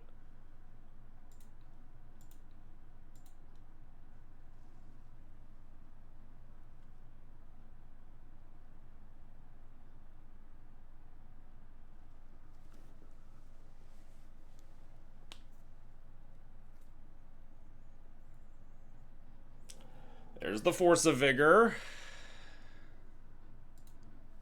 Now we name Dark Ritual, I think? They still need to get to 3 mana with 2 cards in hand, effectively, up to a third.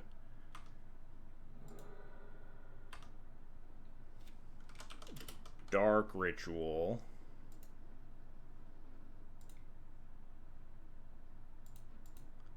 They have nothing. We flashback, name Bell. It doesn't matter. None of these cards matter. They can't win, right? They're just dead. Their hand is just complete garbage. There's no single card off they could top deck to possibly win this game. LED? Shut up! Shut up, Eureka! Everyone shut up! I don't... It's not in the... It's not... They're not gonna draw it. I don't want to hear it. They don't have LED. No one... Everyone... I didn't ask. Chat... Chat, shut up.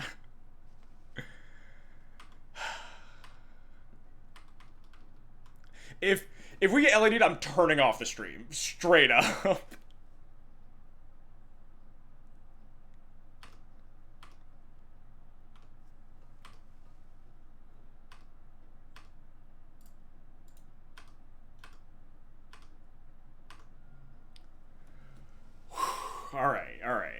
Alright, we did not get LED'd.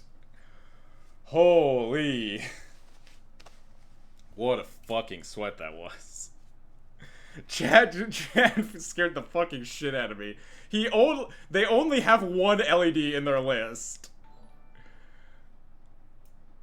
Like, this is the Choten list from yesterday. There's only one main deck LED, none sideboard. It was a one outer there. Oh my god. Chat scaring the fucking shit out of me. I was like, alright, we're in the clear. No, we're fucking not. Oh my god. Ugh. Lord Wololo, thanks for the follow. Appreciate it. Ugh. Ugh, my hands are shaking. We won the round 1 oops matchup.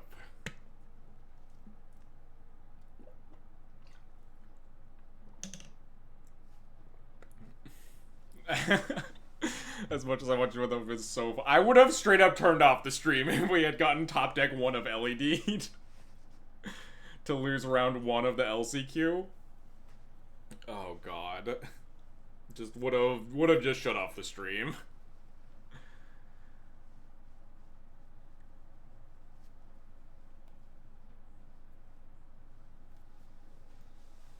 I would have hoped. God, I hoped so hard. Chat, why are you praying for my downfall? Chat, what the hell? I thought we were buds. Matsu was watching, no changes.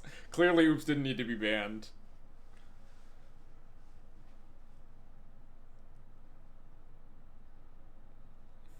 It would have been a really fucking funny clip. I would have just straight up fucking ended the stream right there.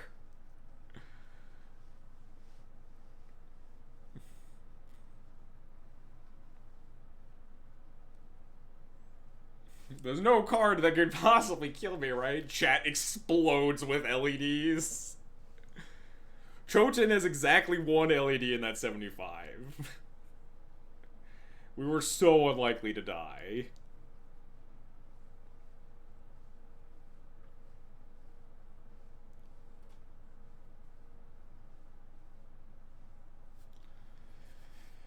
Oh, God. The fact that they actually drew the Force of Vigor and green card, too. Oh, man. That was so nerve-wracking.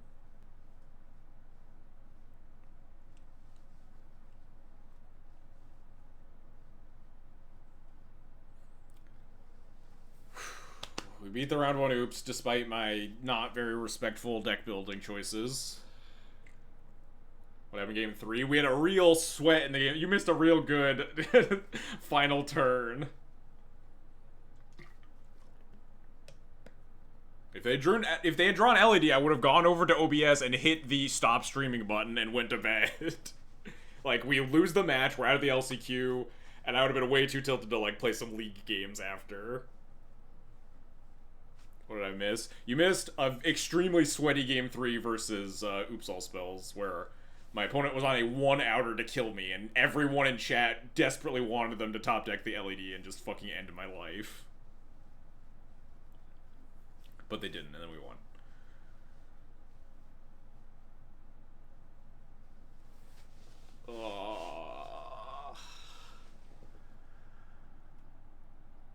Hoping for a discard spell on Flute off the top. Oh, discard my Flute. I mean, we still had a chance there with, like, the Wasteland. They also Choten just doesn't play I mean, I guess maybe Cabal Therapy, just name Flute.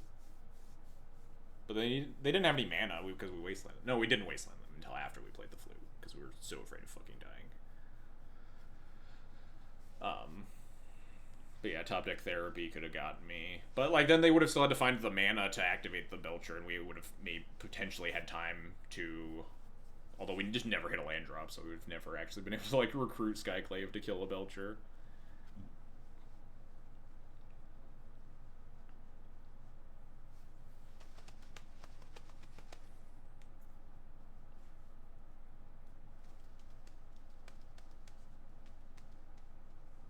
Yeah, they found the Force of Vigor before them. They pitched an Elvish Spirit guy, so they found a little bit of mana, but they actually never had 3 even without the Wasteland with their draw steps.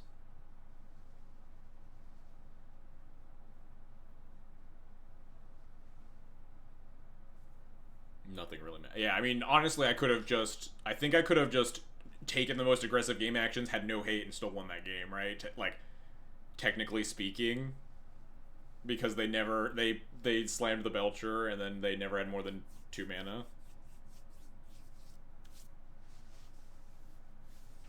Showing off the guns or your I don't know if I've actually shown this off on stream yet. I've had I actually just got the color for my tattoo this past Friday, which is why I'm going sleeveless, because this is a pretty fresh tattoo.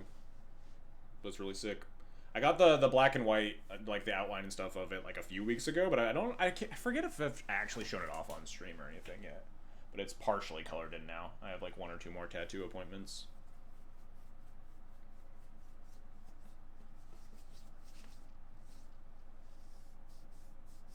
So in this new meta, Oops doesn't beat D&T. Yes, confirmed by facts and science. D&T, incredibly good matchup versus Oops all spells. Patrick was saying the Belcher is copium. Yeah, I mean, it kind of makes sense. It's, like, very expensive. It's, like, sideboard juke plan. I think you kind of want more than 1 LED for it to really work out well. Yeah, the Yorion tattoo. Let me get closer to the camera, huh? I don't know if it's even coming into focus very well, but yeah, it, like, loops around my arm. Partially colored in right now, but we'll get there. The tail ends my forearm. It's really sick. I'm really happy with how the tattoo's turning out. The color looks really nice.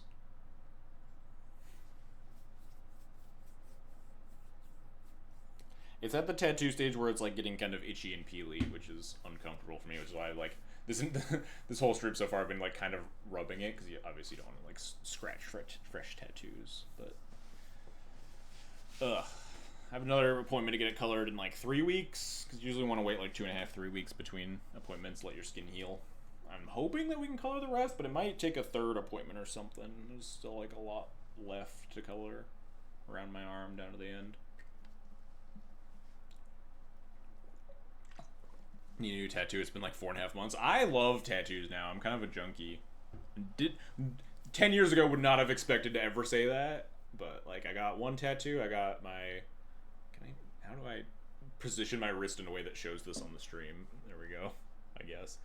Got the plains and owl house symbols on my wrist. Just like a very simple tattoo, and I was like, this is sick. And then I got a leg tattoo, which is just going to be impossible for me to show on the stream right now. I got Brachydios, my favorite Monster Hunter monster, on my calf. And then I got a Yorion half sleeve. Tattoos are sick.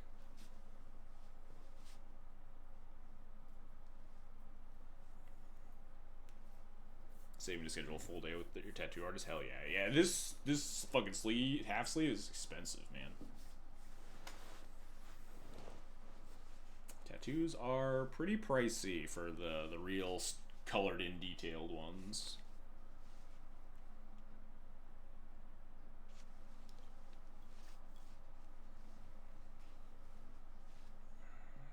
I should do the Playpoint giveaway sooner rather than later.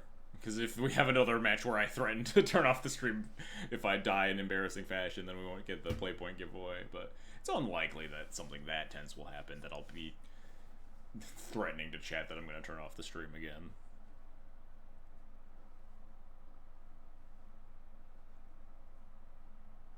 Big frog. Yeah. I want to get like a little frog somewhere too. My next 2 tattoo thoughts are, I want to get my Monster Hunter weapon, they all have like these little like emblems to show the 14 different weapons. I want to get like a small tattoo. I don't know where, but just like a very simple one. Either dual blades or hunting horn. I don't know yet. And I also want to get like a small frog tattoo somewhere too. I don't know where. I don't know where I want to put either of those honestly, but those are my next two thoughts. I think I'm gonna cool it on the huge tattoos for a while. Those things are colored. Getting them colored is very painful. Maybe not very painful, but uncomfortable to say the least. Monster main weapon icon goes straight in the forehead. Perfect. Just fucking dual blades right here. Although I've been a hunting horn main in Wilds, I haven't even built a dual blade set. Who knows? I've been playing dual blades since like 3U though, so it probably just has to be dual blades. I just don't want to build like 5 Ardean dual blades in base Wilds. Probably like 2 people in chat maximum are understanding what I'm saying at this point.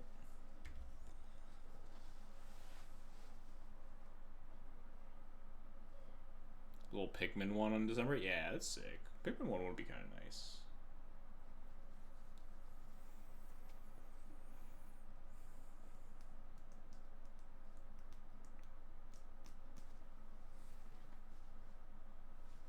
Wilds, the meta is raw Ardean with Para. Yeah, that's like the meta for like pretty much everything. I think dual blades still has. I know hunting horn the meta is technically elemental, but then you have to build like all 5 Ardean elemental horns. I wouldn't be. I think the meta for dual blades is probably elemental because it just always is. Because even though elemental's like always shit in high rank before like the master rank happens, dual blades just has like so much more elemental value. Charge Blade since 4. Used to play Gunlance before that. Man, Charge Blade's switch axe are so cool, but my brain's too small. I gotta play the easy weapons. Are you talking about Monster Hunter? Yeah. Isn't this a Magic stream? Well, we gotta do something between rounds. Play Monster Hunter. My computer will immolate if I stream and play Monster Hunter at the same time. Completed the 05 Dual Commander League. That seems like a prison of your own design. Toast says hi. She's gone. She didn't hear. What? Nothing. What'd you say? I didn't say anything. Walked away. You said something. I didn't say anything. What'd you say? Nobody in chat said hi. No one. No one important. Who said hi? Nobody. And you. This is very suspicious.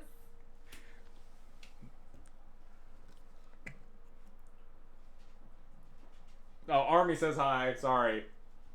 Okay.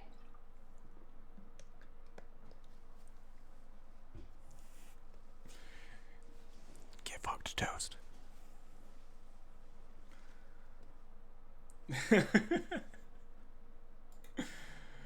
Good channel point redemption.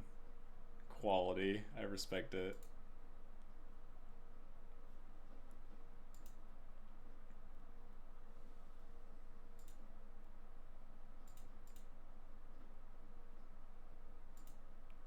Goodbye.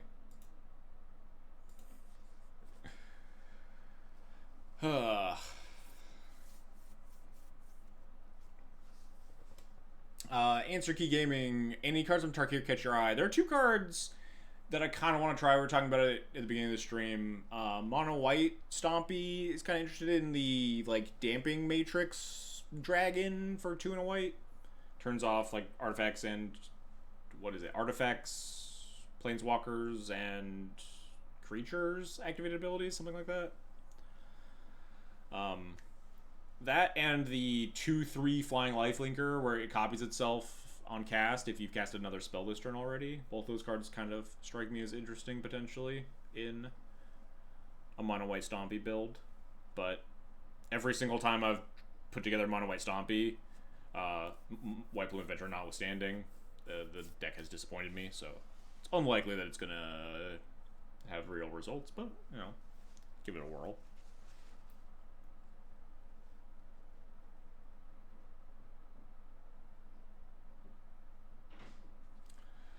Alright, we got round 2. We did it. What did the prizes go down to? What are people are playing at 01? You just like get your play points back at 3-2, I guess. Maybe we'll finish. If we like 3-0 and then lose, we'll probably play the last round or something, but...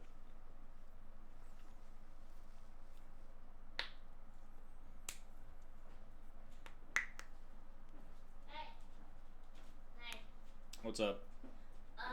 You said if you were doing well, this stream would likely go on very long. Are you doing well? I mean, it's only one round in so far, so I gotta keep winning. Every time I win, the stream goes longer until 5 wins. Do you feel lucky? Yes. Okay, then I'm gonna make tea. We were gonna call it quits in half an No, hour. I'm gonna stream. I'm gonna stream for another hour minimum, because even if I just instantly lose this next round, I'll like play like a match of a league or something. Okay. Stream until like 11. But we'll just win it all. We'll just win this LCQ easy.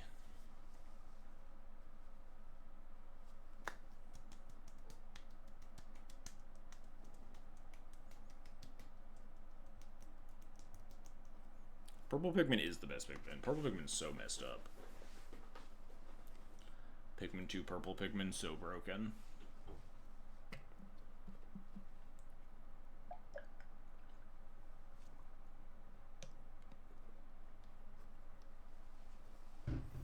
Dog is here, showing her butt to everybody. You bitch! Everyone else said hi and you didn't tell me? Oh my god, fuck you. and then he got Then you banned I him? didn't ban him, I timed him out. Then they banned me. He got timed out for 10 minutes, he'll be back. I have to listen to what chat wants, and chat wanted him to get timed out. Well, you have to listen to what your wife wants. I don't know how to Banter. I don't know how to time him back in, I'm gonna be honest.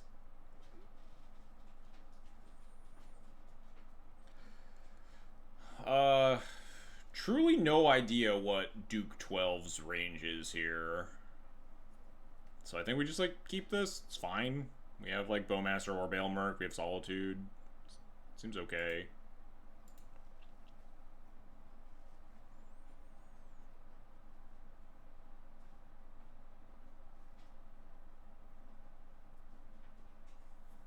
I genuinely don't even know how to untime him out. It's probably like /untimeout or something. I don't know. I almost just F6 assuming that I was on the draw for some reason.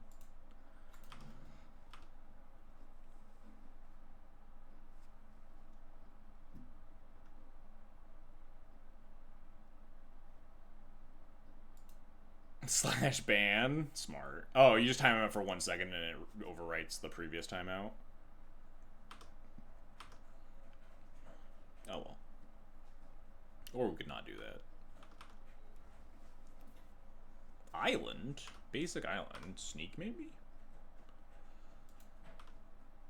Not really interested in fetching. Hit third land. We'll just do this. No real good point to slam up Bowmaster here. It is a very show and tell island, I agree. Maybe I'm supposed to Bowmaster an upkeep or something to make Brainstorms worse?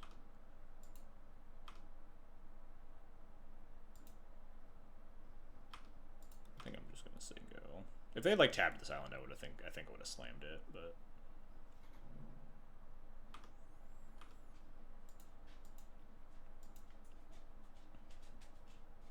I see we have the Copium Scarab Swarm. Yeah, it's so sick in this matchup. We're gonna get him. I just wanted to bring Scarab Swarm back to feel something. I love these little guys. Master of Bows. Am I supposed to just recruit? I think I'm just supposed to recruit our Witch Enchanter here. Play around with Omniscience a little bit. We have Solitude for like just a big thing. What is happening over there? Are they? Is it just like blue-black tempo with a weird hand? They're gonna Bowmaster my Bowmaster. I think I'm just gonna send it. See if they want to like fetch, do something, and then we can maybe Wasteland plus Overlord instead.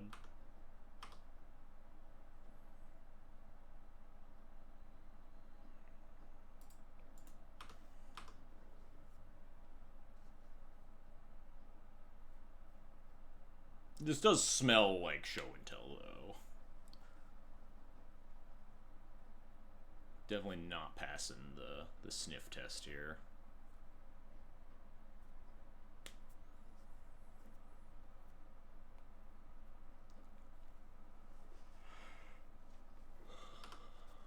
We'll just cast Recruiter, go get Witch Enchanter.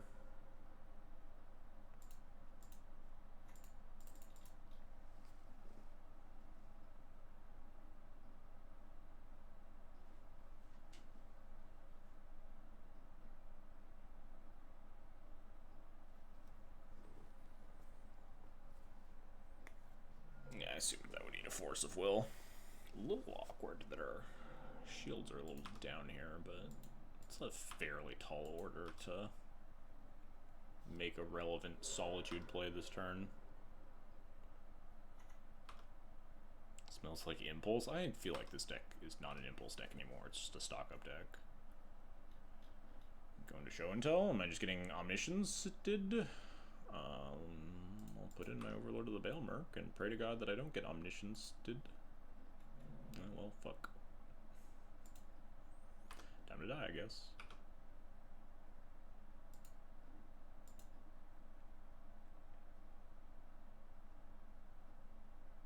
Please just be Emrakul and not Atraxa. Please be Emrakul and not Atraxa. That's pretty bad for me, too.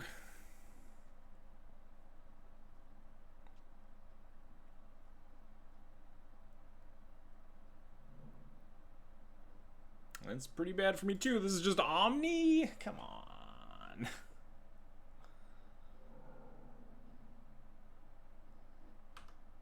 Their Sword Cannon is stonks for real.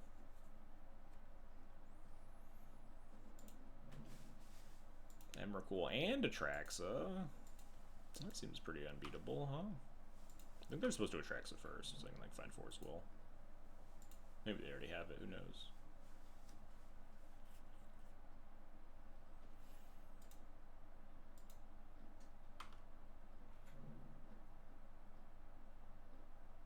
Alright, so their top 10 is all lands, and their hand is all lands, and then the card they draw for turn after is a land.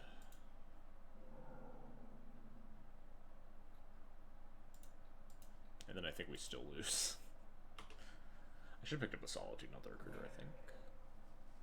Because on the off chance I did have to pitch the Solitude, I wanted to be able to attack the Overlord to get the Recruiter back to try to find an answer for the Omni later. They found Cunning Wish. Oh, they found second Emrakul. Alright, I'm good. They're on like just genuine Omni. And a bunch of draw spells. And a second Atraxa. Wait, they just had an Atraxa the whole time?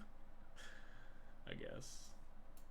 Flute is not a decent amount better versus Omni as well. Mindbreak Trap's also better versus Omni than Sneak. I think this is a better matchup than just like general Sneak and Show at least. Doesn't mean the Container Beast is kind of horrible. Get this out of here, get this out of here, this, these things, I guess we board Blue Splash. What does the Blue Splash even do? What card are we referring to as the tech here? Meddling Mage?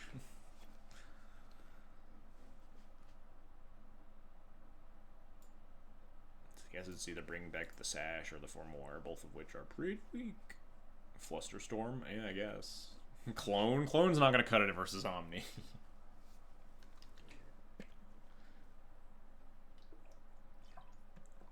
I guess maybe Containment Priest is better than a Lion Sash, just on the off chance that like an Atraxa does end up or an Emrakul does end up into play. I'm not dead. Maybe just like a desperate like Show and Tell into a thing, and we combine it with like a Flicker Whisper Ophelia to kill it. More than likely, it's not getting cast or pitched to Solitude or just being cast to attack. Wrath for 10 to kill Omni. Oh god, 10 minutes is already up, huh? Clever Impersonator. I still don't think that's good enough. A, because it doesn't work off Show and Tell the way you want it to versus an Omniscience. And B, you still lose to their Omniscience even if you have your Omniscience in play.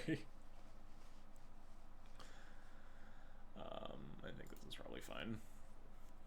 Oh, wait. No, yeah. Oh, I guess we could have cut the Phantom Blade, but I think it's still fine. Don't forget, give out play points before you rage quit. I think this is probably a matchup that I'm going to lose calmly and play another match, or I'm going to win and continue. And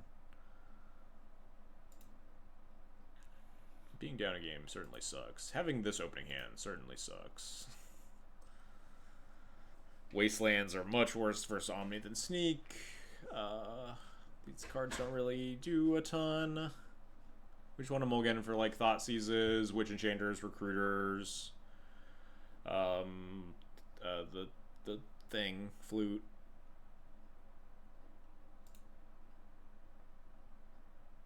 Alright. Take this. Thoughtseize, Bowmaster, Therapy. What am I bottoming? Almost want to bottom this Recruiter of the Guard, huh? Just bank on Bowmaster, Stoneforge being good enough. But it's possible that Recruiter's better than the Stoneforge.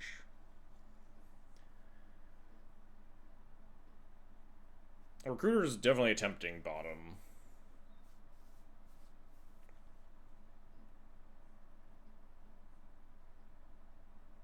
I think it probably is Recruiter. I think we just want to lean on these discard spells and Bowmasters being good enough to carry me across the finish line here, and we don't want to like spend 3 mana to go get a Witch Enchanter as plan B, and we just want to try to kill them instead. Showing off the guns, thanks. Mostly showing off the tattoo that I don't want to make itchy by wearing a sleeve, but yeah.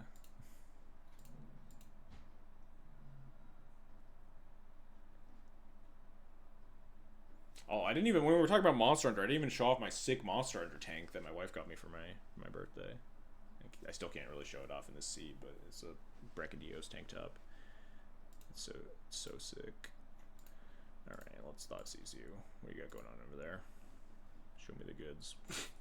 This is disrespectful, right? People keep this shit against like deity all the fucking time. Is this allowed? Can you just keep, I guess turn 2 stock up's good, but like, come on, man. Whenever I Thoughtseize these hands, it feels just so crazy disrespectful. The mulligan button's so broken. It's allowed if we lose. We're for sure gonna die now that I've like just sat here trashing my opponent's hand. I think we want to Bowmaster first, and then it lines us up better into double Therapy. I mean, we might not even double Therapy, but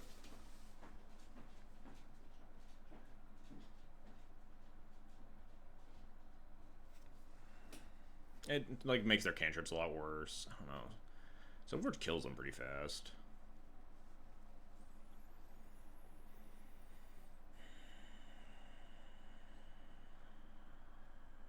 I think Bowmasters is pretty reasonable versus the Brainstorm Ponder deck.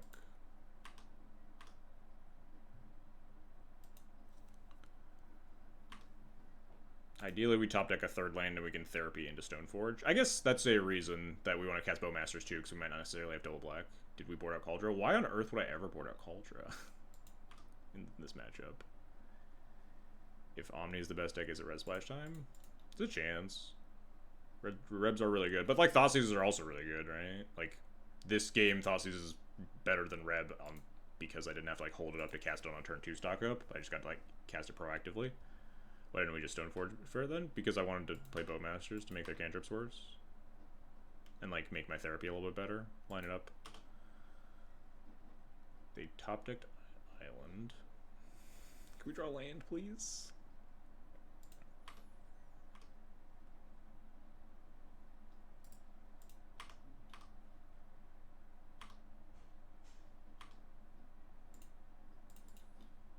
I almost still want to cast this Therapy. They only have 2 unknowns, though.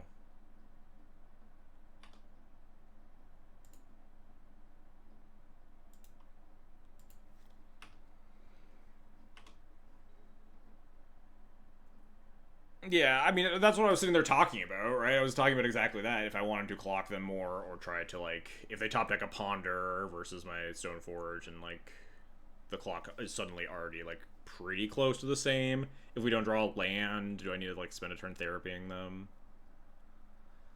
Like, this next turn, if we don't draw a land, I still kind of want to cast Cabal Therapy.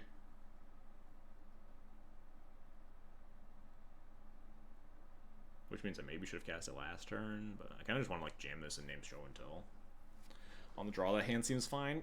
Yeah, like, I mean, I said that when I started, like, bashing it at the very beginning. I was like, maybe this hand is keepable because, like, turn 2 stock up's, like, pretty reasonable.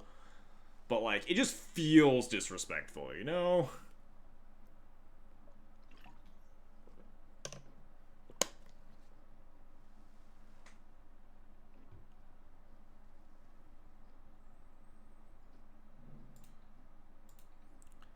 Ding.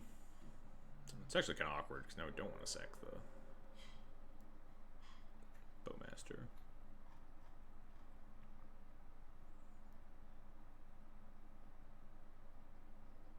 Is there a link to see qualified players for the showcases? No, you just kind of have to dig up the old showcase events and check their top 8s.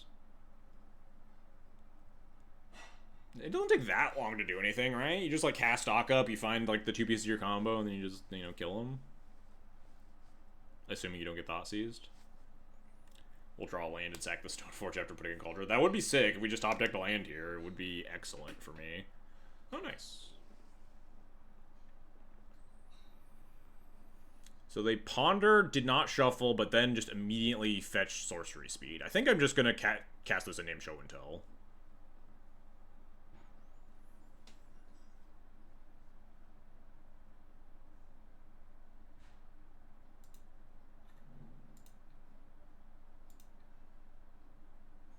Name Force of Will. I get. Yeah, I guess because if we miss, they can like force the thing on the comeback.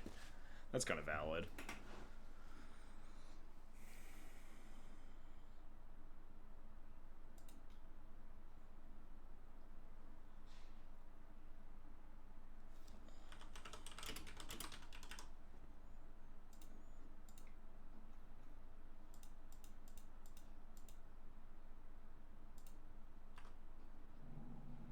Okay, they're just super dead, huh?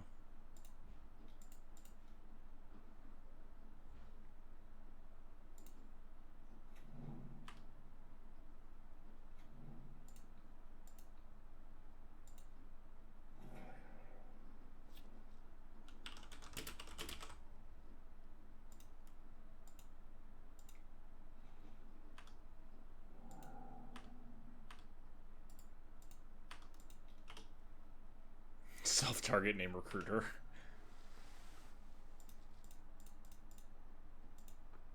We won the game where my opponent kept a 5-lander and then died with like 5 lands in hand.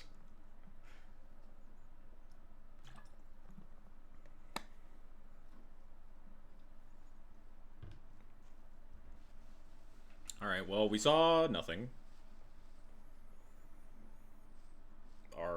The Cabal Therapy looking pretty decent. Like that. This is why I put a card like Cabal Therapy in the sideboard. Although in a matchup like Omni specifically, you would be pretty happy with a card like Deafening Silence anyway. So, but I did kind of put Therapy in the deck a little bit, thinking about decks like Show and Tell, right on the rise. And it was mostly the Thoughtseize that carried that game. If I had cast a turn 1 Cabal Therapy, I'm probably just never naming stock up. How come Timeout Toast is on cooldown? I don't remember. I assume I set some sort of cooldown on it, and it was redeemed pretty recently, so.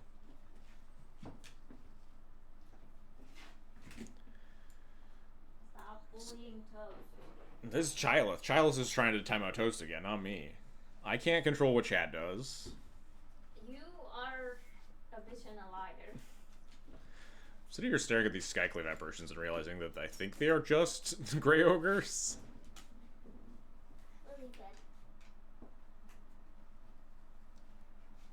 But also all the cards in my sideboard are also Grey Ogres, so maybe it's fine. Maybe Formal War is better than a Skyclave because it, like, if they Force of Will into my 2-drops, it gets it back.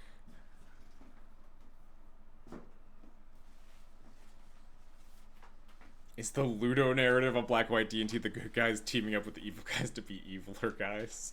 I don't think we have bad guy cards. I mean, I guess Bowmasters isn't exactly a good guy card, but, like, the only thing that beats a bad guy with a Bowmaster is a good guy with a Bowmaster. I do kind of agree that the mulligan button is pretty broken. I can understand keeping that hand. I think it's definitely on the lower end of keeps. And it feels disrespectful to me personally, because every time I feel like I see those hands a lot from the other side of the table when I, like, Thoughtseize a bunch of different decks.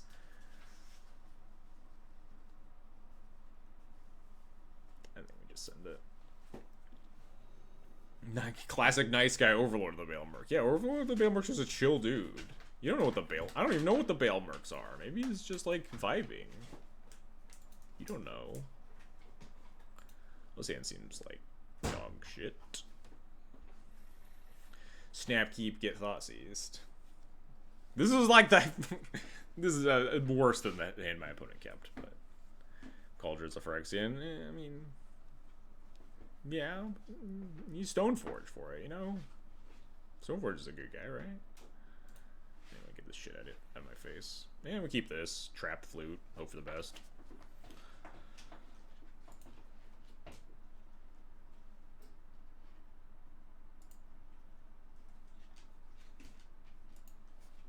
Just go, like, pedal, land, show and tell, please. Do we even see pedals? Omni doesn't always play nearly as much fast mana.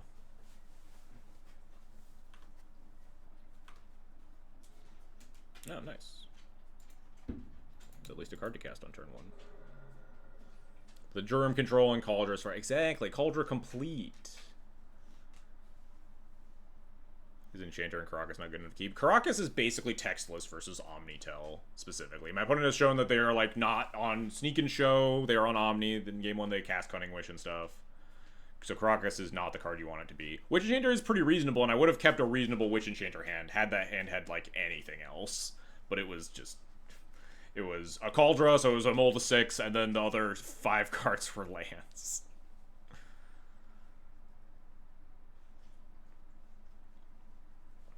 If it was like Flute Witch Enchanter 5 lands, I would have definitely, I would have probably kept it. I would have thought about it a little bit and probably ended up keeping. Of course, I'm gonna regret mulling my 7 when my opponent just casts a Show and Tell on turn 2, and kills me. And I couldn't with a hand that, but like Witch Enchanter doesn't even necessarily beat Omni because they have Cunning Wishes. They are like true Omni. So they could potentially go off in response to, like, with a Witch Enchanter trigger on the stack, even.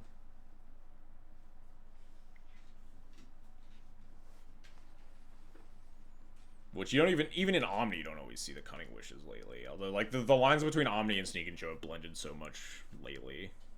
It's hard to tell, but given that we've seen, like, actual, factual Cunning Wish in their deck. Next turn, I will probably just... attempt to Windmill Slam, Flute, name Show and Tell.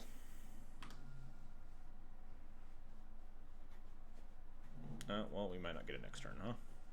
Oh, it's just stock up. Just stock up.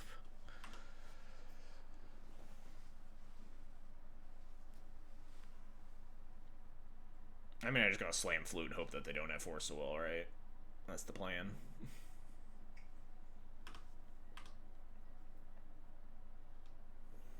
There's no better time to put Disruptor Flute into play. From what we've seen, they could have kept the exact same hand. True. Maybe they did. Alright, we can stop drawing these deck. I don't need this one. Ugh.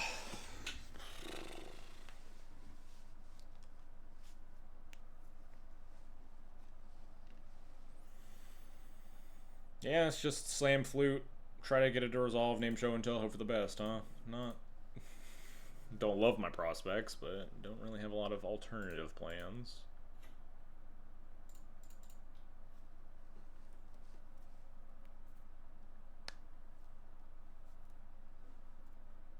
Well, we tried. We upkeep it. The trap might be online for their combo. Oh, I didn't think about that. Might have been reasonable, yeah. I was more thinking that I didn't want them to have access to, like, a Spell Pierce or something. A card that they probably cut, but maybe didn't against, like, Thoughtseizes and stuff. Or, like, Brainstorm for a force in response to the Flute, but the interaction with Mindbreak Trap is definitely not something I considered.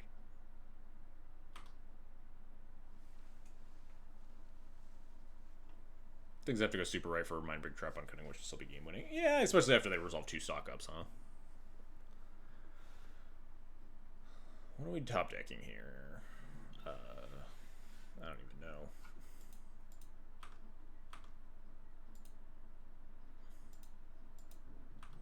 I don't think we have a lot of good top decks in the cards here.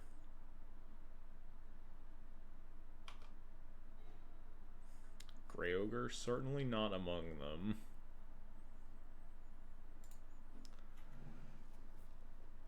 Let's fetch Surveil Land. There's no real point in putting Yori on to hand. Besides, like, Show and Tell Clock. I think I'd rather try to Surveil for a relevant card. I could Sorcery Speed Surveil to hit Cabal Therapy, to sack my Felia to it, to therapy them naming Show and Tell.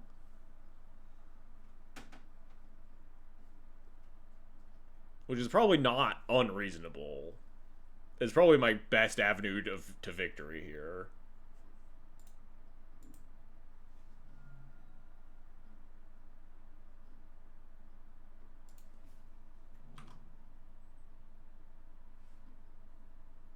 Well, I don't want to draw that one.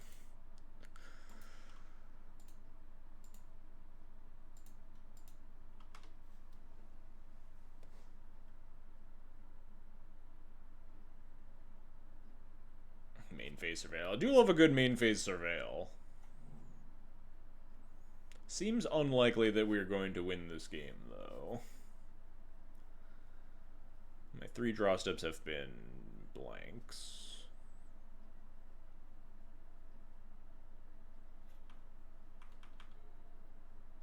Maybe we just don't have it. Maybe just all 4 Show and Tells are the bottom 4 cards of their deck. Who knows? They're fucking digging towards the bottom of their deck, though. With stock up into stock up into stock up. They're getting close. You good? Swallowed my tea. That's generally where the tea goes. Ew, inhaled my tea. Yeah, you don't have to explain it, just drink the water. Did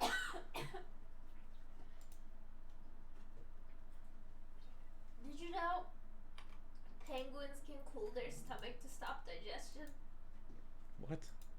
That's what I was reading and I was shocked and I inhaled my tea.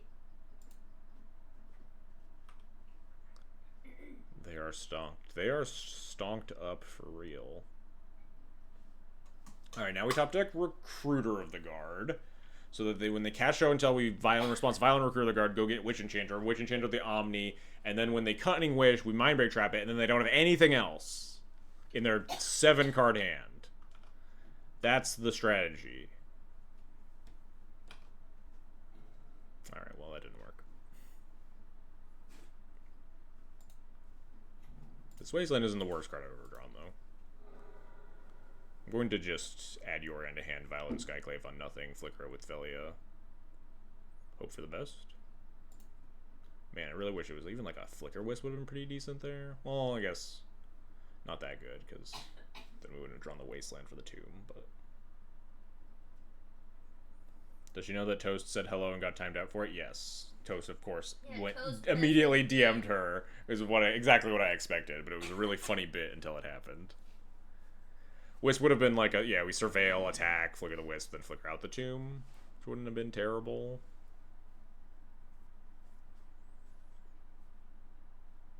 Chat reports that that's a really cool penguin fact. Right? Toast is a rat. Yeah. The fish, and they can like take it for days until they get back to their babies. That's cool. Toast is a rat. Toast is a rat, not a penguin. Are you playing Flute's main deck right now? No, that sounds a little bit unhinged.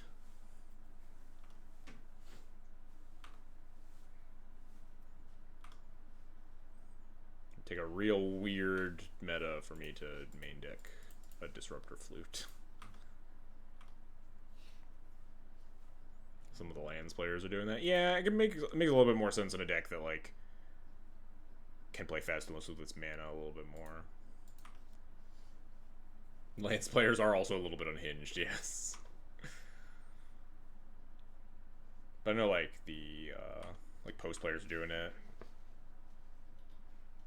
Didn't see another 2-drop. I mean, we're in game 3. And also, my deck list is public information. Well, we're gonna die. Versus a 7-card Omni-Hand. It is what it is. Dang, not Emrakul, which we also couldn't beat.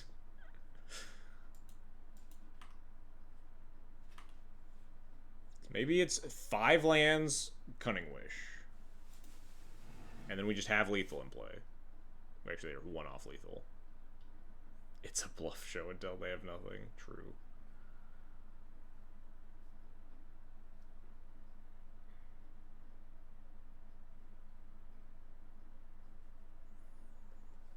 Maybe you're just dead. Maybe we're not. Who knows? It's anyone's guess. We could be alive. Opponents tapped out. How many spells could they possibly cast this turn?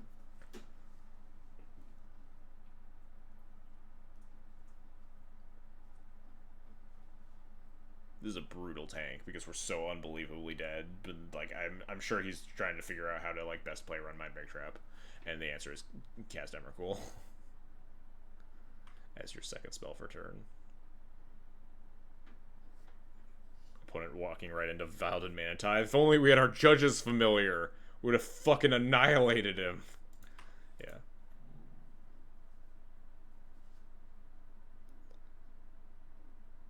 Opponent did in fact find the line.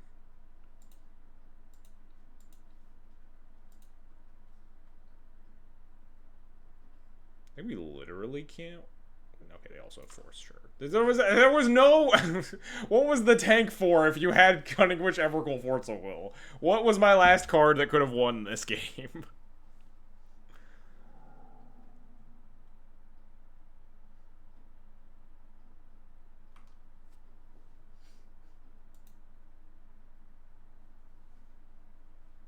The tank was for screenshotting. I'm about to fucking destroy this dude. Alright. We got God by Omni in round 2. Is what it is. Let's get out of here. Play a round of League. Call it a night. Let's do the giveaway, huh? Give it to Toast. Absolutely not. I think you owe him. I don't owe him shit. This chat that banned him, not me. Chat demands blood. I will beat every single Is there a rule of law critter? There are a few. You can play like Ethersworn Canonist, but that doesn't stop Show and Tell Omni Emrakul. Oh no, it does stop Show and Tell Omni Emrakul for a turn. You can play like literal rule of law thing. What, Eidolon of Rhetoric? Yeah. That one's a 3 mana, not recruitable, so it's not very good.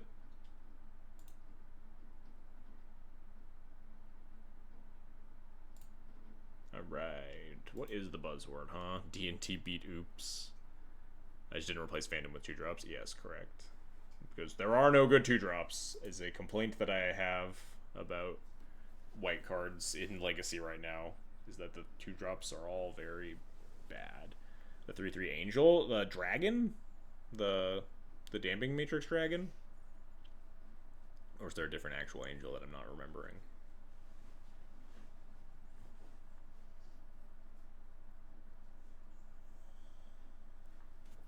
The 2-drops of DT suck so bad. It's like a huge design flaw right now. Yeah, the Hate Breath 3-drop. I think it's cool. I think it's poised to be pretty reasonable too, because it has like some decent matchups at the top of the field.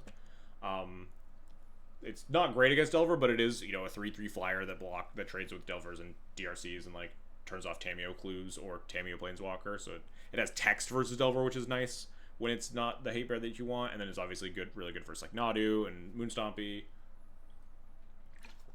The artifact decks. I'm definitely going to try a mono white Stompy deck when Tarkir comes out. Every other time I've ever tried mono white Stompy in my life, except for when White Bloom Adventurer got printed, I've been disappointed. I don't expect this time to be any different, but we will certainly still try it. Are you winning? No, we lost. We're just gonna play around one league match, maybe 2, depending on how fast it is, and then end the stream. Is the 2-mana Mobilize critter from Tarkir any good? No.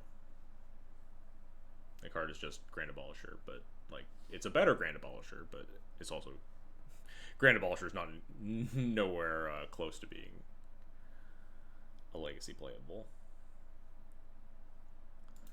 Alright, we're going to do a giveaway for 120 play points, courtesy of Daybreak Games. Shout out to them. If you, actually, for people in chat, if anyone is an aspiring content creator, I think Daybreak just reopened their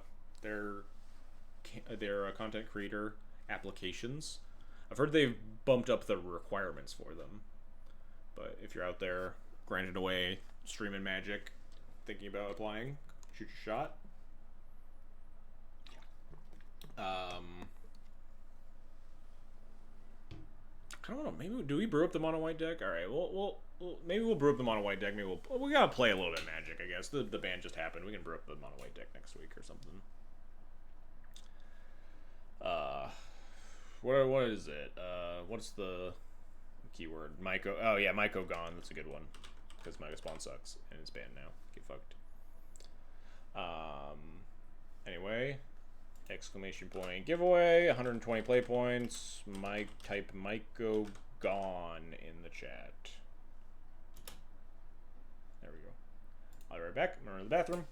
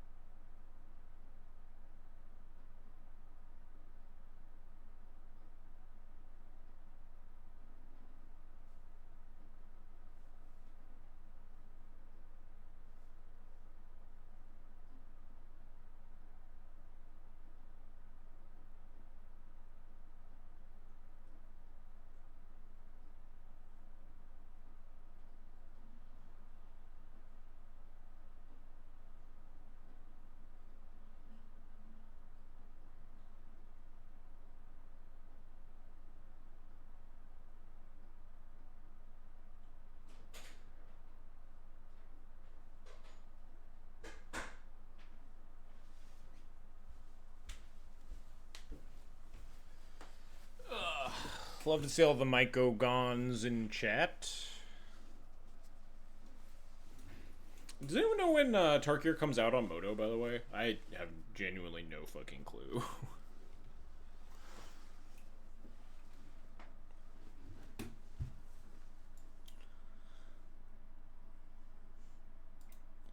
I'll leave the giveaway running a little bit longer. Let's jam a little bit. Probably only like one match in the league.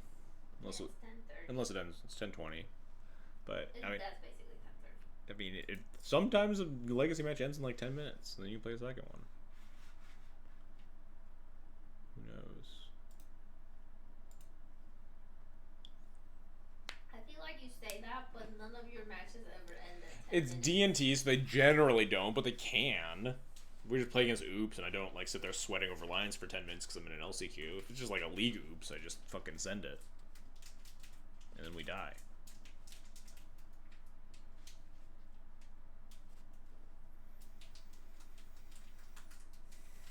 No one in chat can tell me when Tarkir comes out. Disappointing.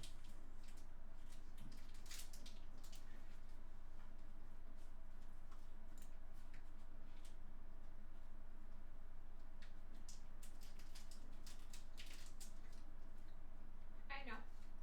You know? You know when Tarkir comes out? You want to tell me? No, I lied. It releases on Myco-Gon. Everyone's just gonna spam Myco-Gon until I turn off, until I end the giveaway, and no one will give me useful information. The big empty net. I feel like I played versus this person in the last league. Do not remember. What happened to my chat and game log? Name rings a bell. I think they were on Eldrazi. Guess maybe we'll find out, huh?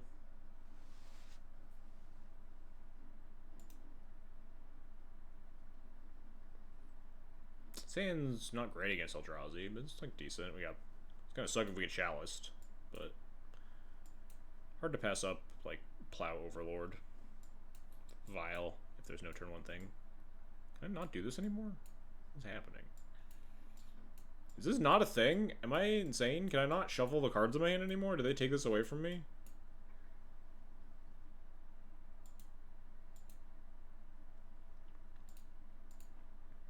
Am I losing it yet?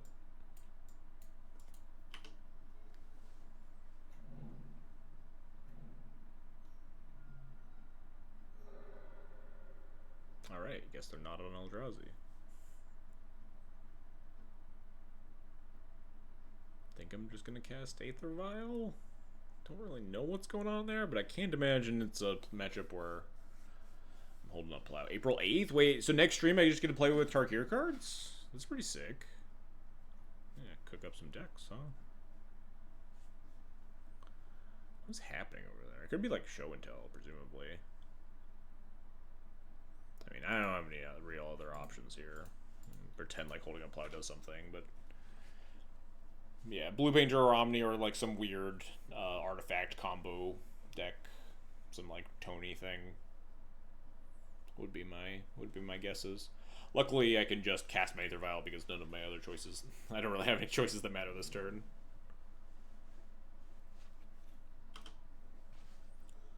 If we just like die to show and tell twice, we gotta take a long, hard look in the mirror.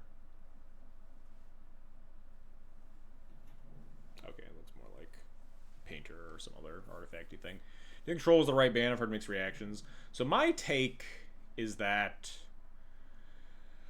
my opinion, I feel like I'm a little bit biased because I really didn't feel like Troll was a very good card because I just play a bunch of Death and Taxes. But I think it was a very sensible ban if their goal was to try to nerf the deck but not make the archetype unplayable, because basically any other ban choice, short of like maybe Atraxa, like makes the archetype, you just like kill it. You ban Reanimate, you ban Entomb. And Troll was presumably very good in like in the low resource games that they played versus a lot of the rest of the format, but Troll was just like not the thing that was ever killing you as Death and Taxes. So I think the ban is likely correct in what they wanted to do. Whether it will be enough is another question. I hope it will be, and I think it will be, to like stop Tempo Reanimator from existing in favor of just like Turbo Reanimator.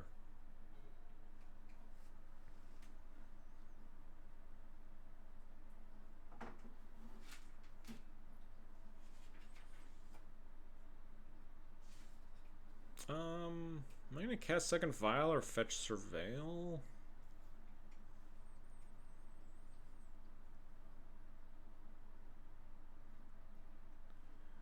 Staring down an Urza Saga. 4 cards in hand. Presuming my Plow lives.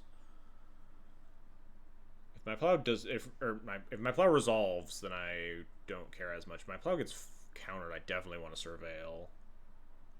If my Plow doesn't get countered, I think I still might want to Surveil. I think we just do this. Kill.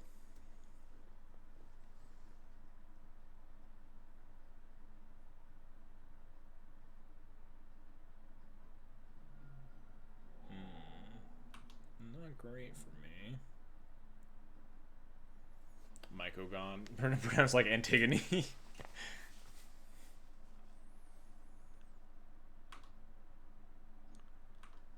Alright, what's my plan?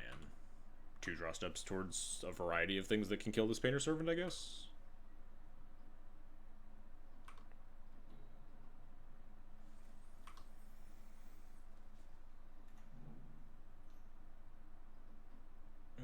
That's a little bit less exciting for me, huh? Anything that juicy? I guess Spellbound Cycles. Alright, we got like, I think, Flicker Wisp, Skyclave Apparition, Solitude, Swords of Plowshares,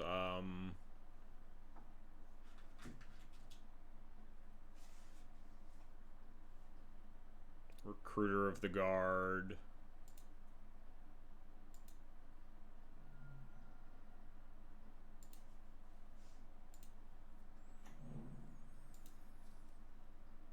Probably some other card that I'm not thinking of right now. Would all be pretty good.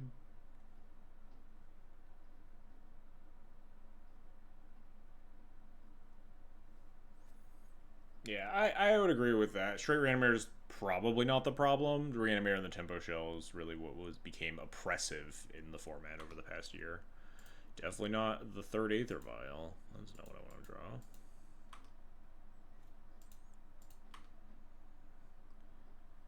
Alright. Got a draw step and then like a Bale Mark for Solitude.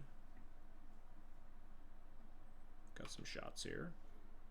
That's a pretty fucking awful one to draw.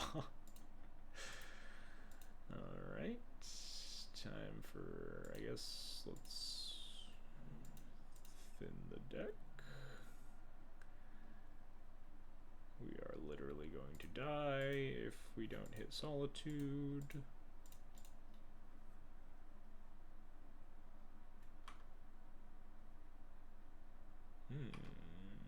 Those are not Solitude, huh?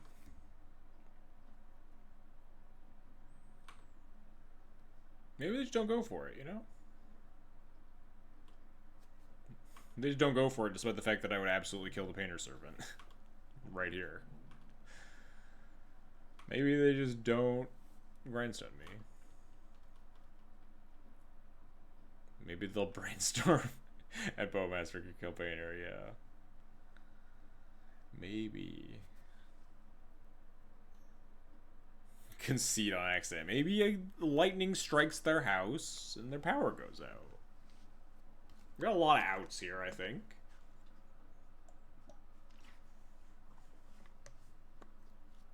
Maybe they accidentally target themselves with the grindstone. Wait.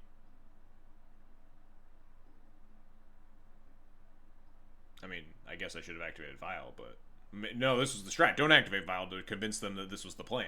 Did they just, like, drop... They just drew Grindstone? They're just like... No? They didn't?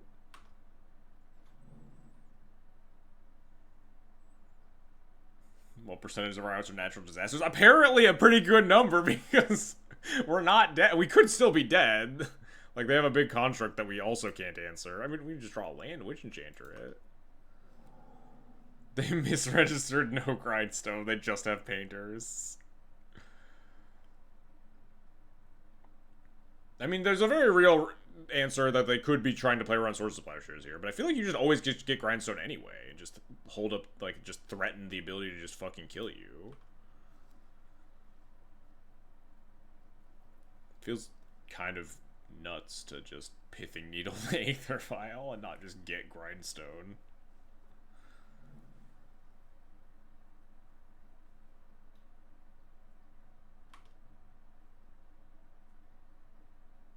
I mean, we're still very behind here. Very behind here. But they've given us an out to survive, so I mean, I think we're still dead at this point. And there's the grindstone. All right. It took them a little while to get there, but we're gonna like take 8 here.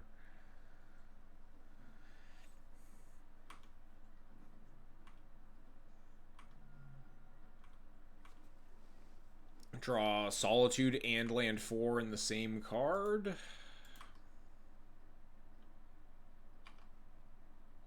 That's neither. All right, fine. we're supposed to win this game. Thoughtcast with open Bowmaster would also kill a painter. True. I thought about. I didn't even like consider activating the vial because there's just like no fucking chance in hell my opponent would ever not try to kill me there, but I mean, I guess not activated vial is the play because it gives me more outs to be alive because it makes them like try to make a decision that doesn't kill me, like do that, but then they just had a billion other cards that did kill me, so didn't work out the best. Is it a therapy matchup? What are our bad cards? I feel like we don't actually have a lot of those for this one. Scarab Swarm seems kind of hit or miss. Good against artifacts, good against Emery, but kind of bad against the rest of their deck. Cut a Formal Wear, cut the Sash. We just literally played against this. What did I do last time? We played against this as like the first match of the league. Although my deck was different. I was playing like a Thalia I could cut.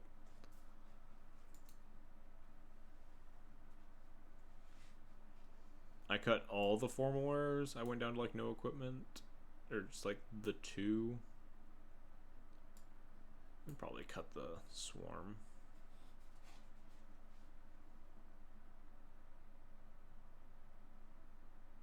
And then we have a path that we didn't before. So I think this is what we did last time because we didn't have this path. We had like another Mindbreak Trap or another Deafening Silence or something.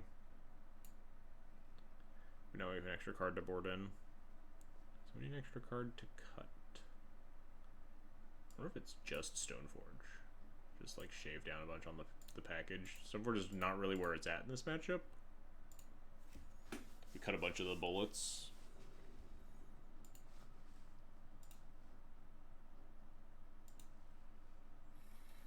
Mike, oh yeah, the thing is still going. I have not ended it yet. I should. I always hate these hands, because against a deck like this, I never know if I want to Thoughtseize or Vial turn 1. I guess it's probably just Thoughtseize, but Vial, when it's not on turn 1, is kind of anemic. We just want to Thoughtseize them. We have Flute for Saga, or the One Ring, we have Kragus for Emery. This hand's pretty reasonable. Turn 1 Thoughtseizing your opponent's just so good.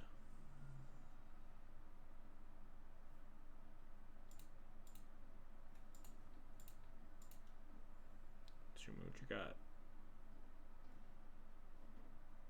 Wow, this hand fucking sucks. Take this Thoughtcast.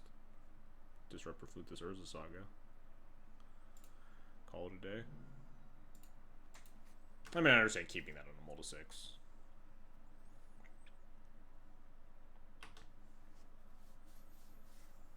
I'm wondering if I want to cast Vial or Flute next turn. Because they're just, yeah, they're going to play Saga and play out their zeros.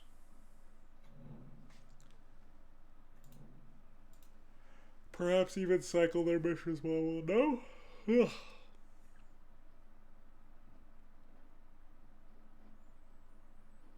Don't want to give them a thing. They only get a thing if they use their Petal or top deck Ancient Tomb. We have enough stuff that I think we can potentially beat constructs, and we'd rather like Disruptor Flute a One Ring or something. I think this might honestly just be Vial go here. If they top deck Ancient Tomb, we maybe use the Flute to name Urza Saga to deny the second construct. Or if they top deck, you know, like Opal or Tomb does it. I don't think they're on the One Ring, at least. I think the average Blue Painter list is, but they did Force of Will pitch Thought Monitor, which isn't in all the Blue Painter lists, but a lot of the Blue Painter lists are on the One Ring.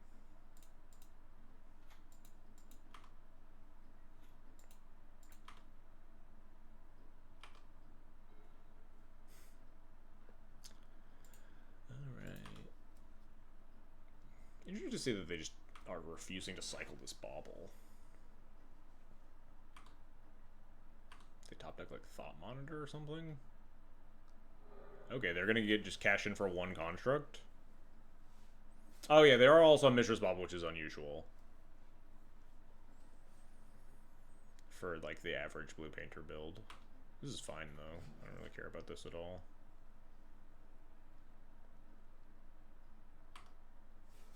I can beat one construct and just plow it. They float mana. They probably get like Pithing Needle. Maybe they have to get like Mox Opal.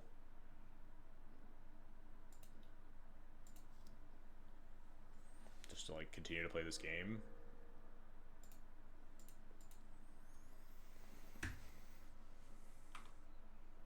Plow was maybe a little premature. Yeah, that's fine. Got plenty of lands. The thing is that I want to put Yorion in my hand. Alright, fine. We'll name Urza Saga. You've twisted my arm, opponent. Thoughts on a build without Stoneforge and more cards like Barrowwolf and Emperor? Once you start adding more and more black cards, it becomes harder and harder to support Solitude, which is, I think, a very important proponent of, like, Felia Overlord as a game plan. I don't even, like, I'm not very interested in just, like, casting Barrowwolf. That's not, like, a game plan that D&T's particularly interested in. Like, oh, we've cast our big meaty 3-drop that has no ETB and just, like, attacks and blocks. That's how we're going to win this game. Those aren't really the games D&T is losing.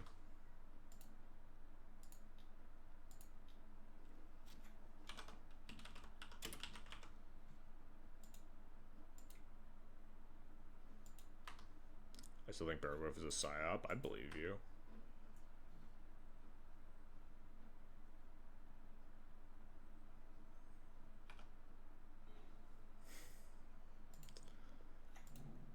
Would love to draw a magic card at some point this game. Nice thing is that we can let this Urza Saga explode and then Yorion the Disruptor Flute onto something else.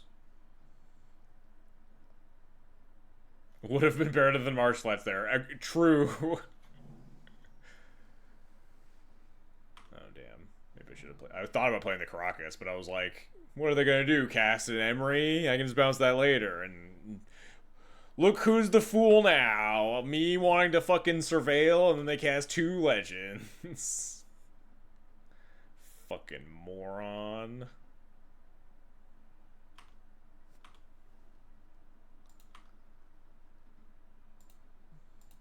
It's fine. We'll just surveil into, like, Skyclave.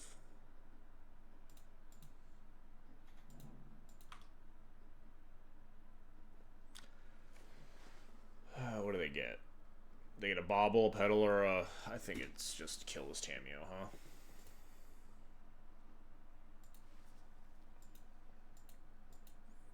Let them get one thing. Yeah, you can see the Solitude that I'm going to draw. Fine. I really want to see it that bad.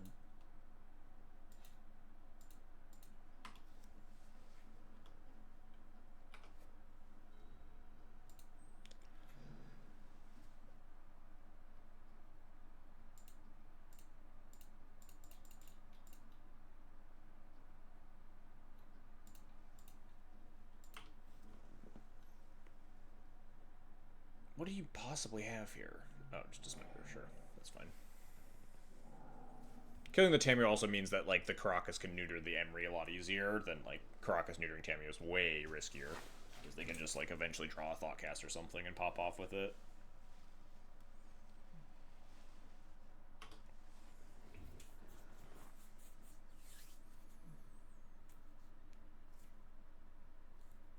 Meant to ask me about my Felia list. Like, oh, the dual commander list? Ooh, we dying? We dying? We dying? Dead? We're losing? Just Painter Milieu? I don't love this. I don't love this. God damn it. This is a real comedy of errors game. Jesus.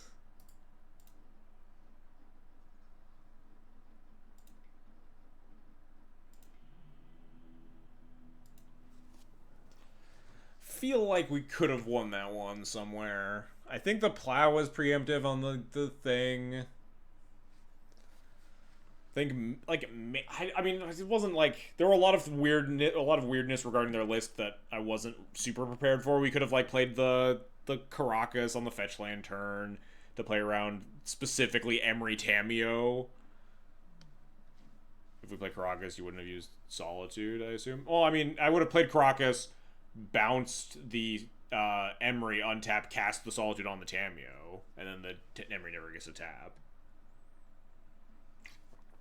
And then they don't have enough mana to Grindstone Painter me. Their Saga blows up. I untap, cast Yorion, flicker the flute, and put it on Grindstone. But also don't necessarily draw the Solitude because we use the Surveil land. a lot of things changed, blah, blah, blah, blah. We could have also, like, solituded the Emery and we would have been alive that game because they don't get the extra mana off of the Emery Lotus Petal, but, like, yeah. Grumble, grumble. I didn't respond to the dual commander comment, though. I mostly cut Thalia just because I wasn't, like, seeing a lot of combo, which is generally where you want to do, like, the commander swap, where you board into Thalia. And the combo decks that you do see are, like, Reanimator, where the taxing just really doesn't do enough. But, like, maybe it's good versus, like, the Glarb deck, but even the Glarb deck is, like, a super, like, grindy deck with a combo endgame. So you generally just kind of need failure to, like, grind through them anyway.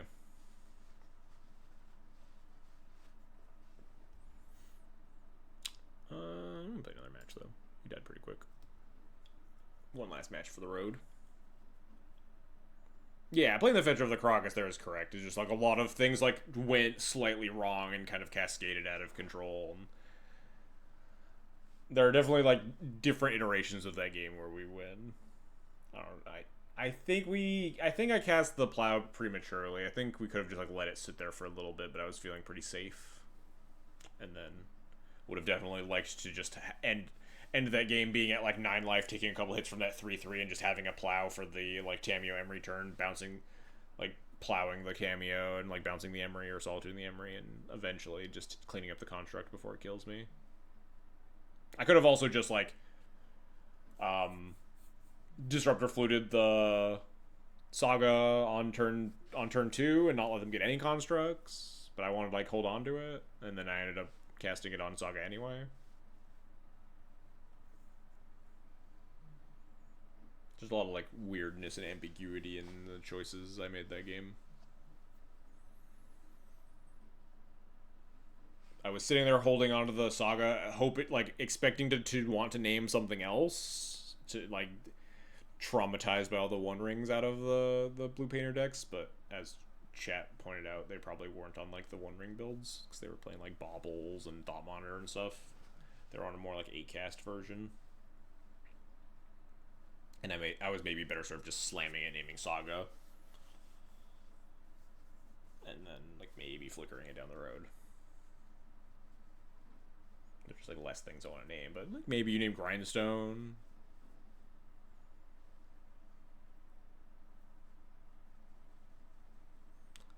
Tough to say.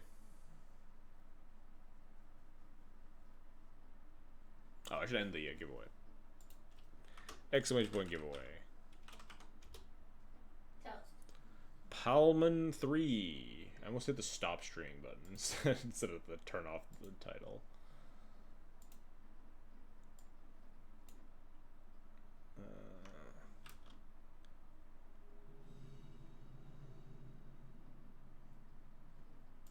Palman 3, please type something in chat again so I can click on your name.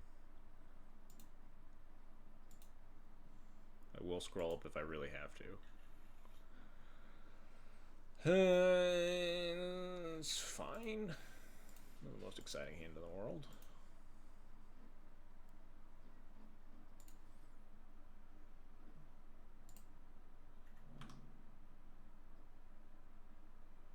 I think I want this on average. A lot of creatures floating around, and our hand does lack removal spells. I think I'm happy to draw this. We have 3 lands, so even if they just, like, snap off a wasteland, we still get to, like, play a little bit of Magic. Well, I think there are a lot of Meticulous Archive decks that you still do want Solitude. Could be like Breakfast, Stifle Not. You sometimes even want Solitude. Let's see here. Kind of want to cast Stoneforge because we have Sneaky Cauldra. But we also, like, I guess maybe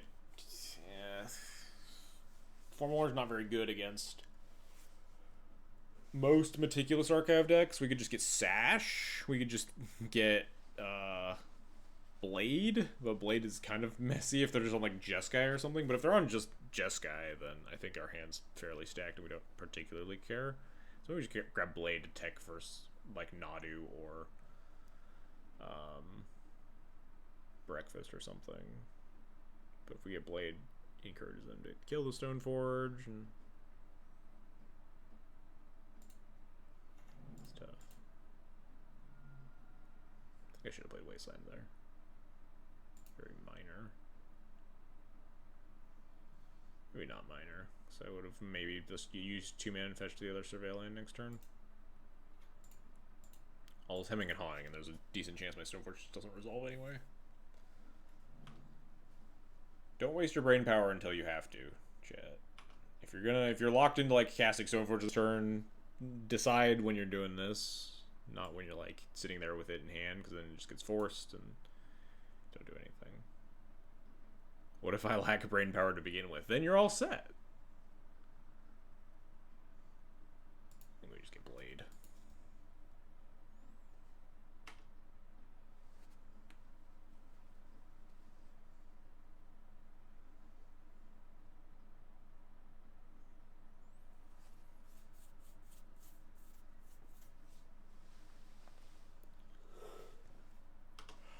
Oh god, oh, they never posted in chat. Palman3. Alright, I'll scroll up.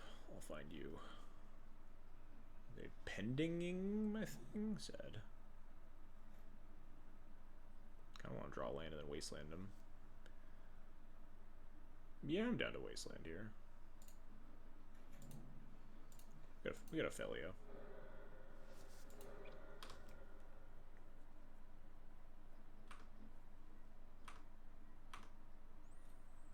Where's that? Yeah, here. I found all the people spamming my Kogan at the beginning. Palman3. Aha, found him. First time chatter.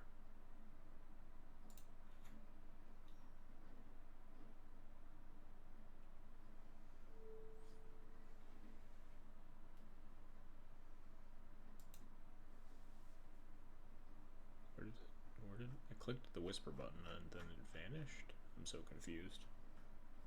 Let's do it over here. Pro registered a standard deck. I'm a little confused, I'm gonna be honest.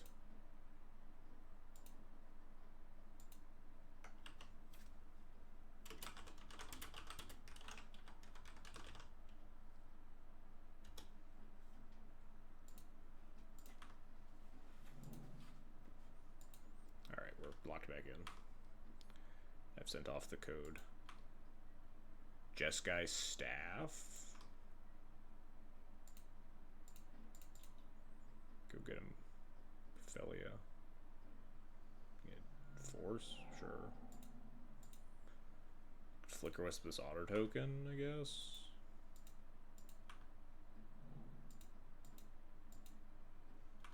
Not particularly interesting. It's like fine. 3 cards in hand, huh? I mean, Sash doesn't seem particularly good here.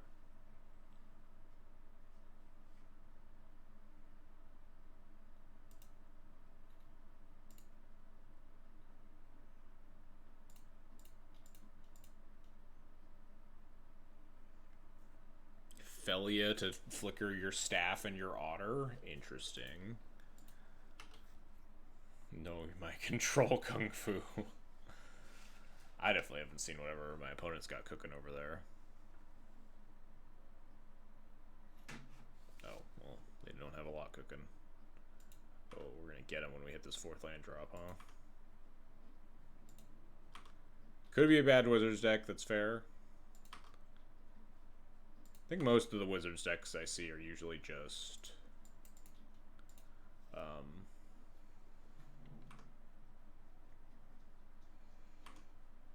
blue-red, like Tamiyo, Snapcaster, Flame of Fenor. And that Wasteland is pretty good, it looks like. I'm gonna eat their graveyard because we have 3 things for our Scarabs in our graveyard. Not particularly concerned with turning off the Storm Chaser's talent level 2 quite yet. Just want to get some damage on board.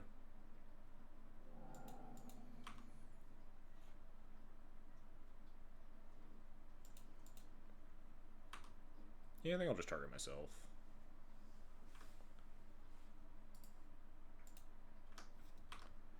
make like 4 things. We have a wasteland if they find a non-basic white source to try to play the game. Find like another Force of Will. Hardcast Daze me? Fair enough.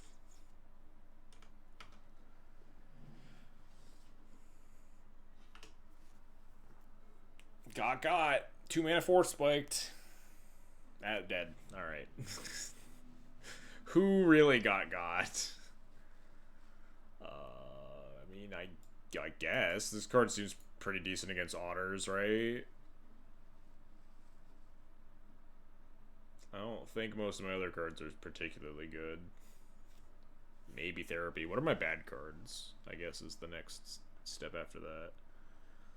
Moral Victory on the way out. Daze the 4-drop. Concede. Flick Wisp seems kind of mid. Also, I guess this is a plow matchup. You can shave a formal or cut both.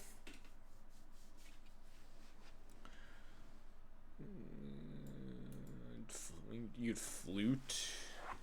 Name Staff. I don't know how linchpin, like if Staff is the linchpin of their deck, their draw engine that I want to turn off with flute. I think we'll just board lightly. Didn't really see a lot of their deck. Flute the Storm Chaser's talent. Those are activated abilities, right? The level up. Not that it's like important. But you can technically flute the otter thing, right? We'll just sideboard pretty lightly. I think this matchup looks pretty good. It's got to be like activated. There's a world where it's like some special action nonsense, but it seems unlikely to me.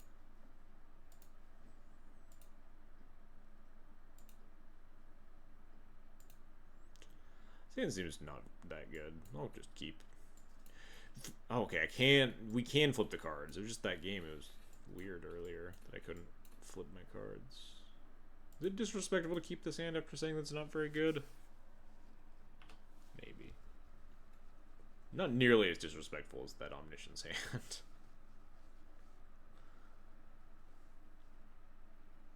We have 3 spells, not 2.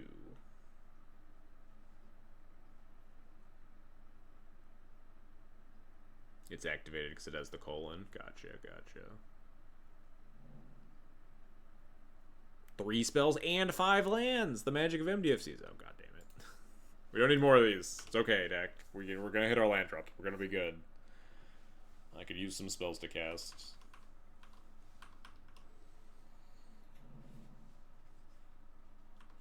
We have a cantrip. Yeah, we're going to cast Impulse next turn. It's going to be great. Or is this the cantrip? Is fetching Surveil Land the cantrip we're talking about? This is like almost a preordain. This is an, oh fuck. This doesn't seem particularly suited for this matchup, huh? Although if my opponent is casting Felia, this is a card that I do want. Seems a little suspicious my opponent is leaving 2 mana up this turn. It also feels like maybe I want to play around Daze all of a sudden if my opponent is on the cast Felia plan and it has shown me Daze. I don't want to like cast Overlord, get dazed, cry about it. I'd have been because it's free with Overlord. Yeah, that's maybe reasonable. Also, if this was all the plan, then I should have played another fetch land to fetch a Surveil, but it's whatever. It's getting late. I think I am just going to say go here, though. We have 1 million lands and all the time in the world. We should probably play around Daze.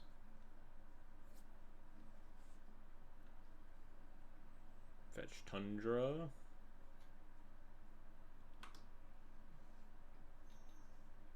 What could you possibly... Sure. Why not? This is gonna be in your deck too. That's fine. Am I gonna stand stilled? Otter still?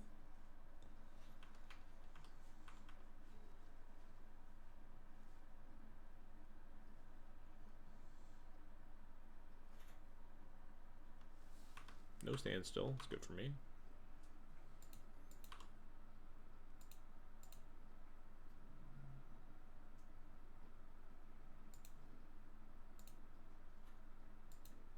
This is definitely a midnight gaming deck, yeah. For sure. Alright. Well, at least we could be back to basics. Yes, indeed. Alright, we'll invent this Overlord and we'll whiff, as is the fate of every Overlord I've ever cast with no creatures in graveyard. Oh, we didn't whiff. Look at that. Stoneforge for Skyclave. We have 4 mana next turn. We can Recruiter, we can Skyclave, we can Stoneforge. Really doesn't feel like much of a Skyclave matchup. Maybe my opponent's sandbagging Felia a little bit. I think it is Stoneforge, though. We want a little bit of value. We're kind of flooding out a little bit.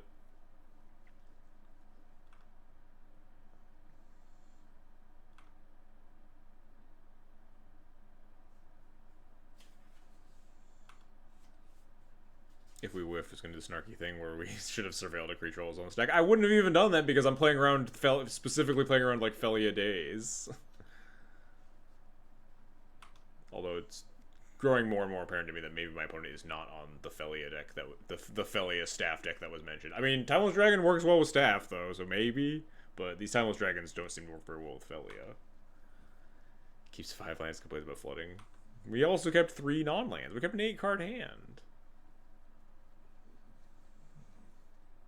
Also, I'm not complaining about flooding. I'm talking about how we have a lot of land, so we want more action. If this is actual standstill, that has to be a one of days. Yeah, doesn't seem unlikely. I'm also sure, why not? My opponent has Wasteland in their deck. Does feel a little bit like a standstill choice, right? Wasteland to beat the Urza Sagas. Surveil time.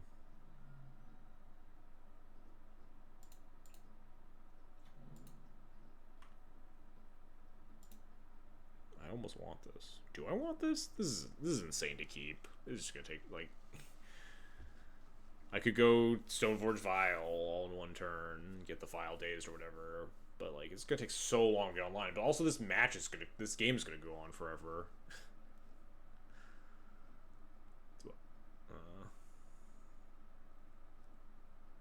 I think I just bin it. We have a million lands. It's close to worth it. We'll just draw Thoughtseize instead. It's fine.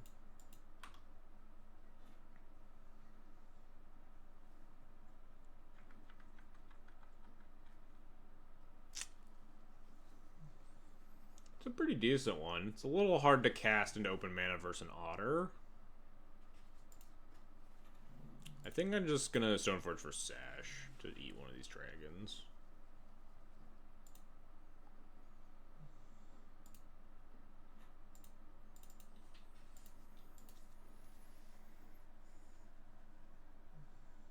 Maybe just get forced, who knows? Nope.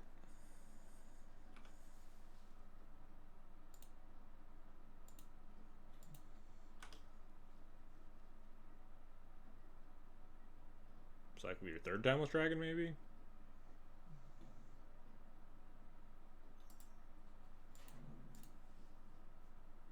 Oh shit. Did not mean to F6 through all that. I thought I was not yielded. Turns out they are the Felia deck.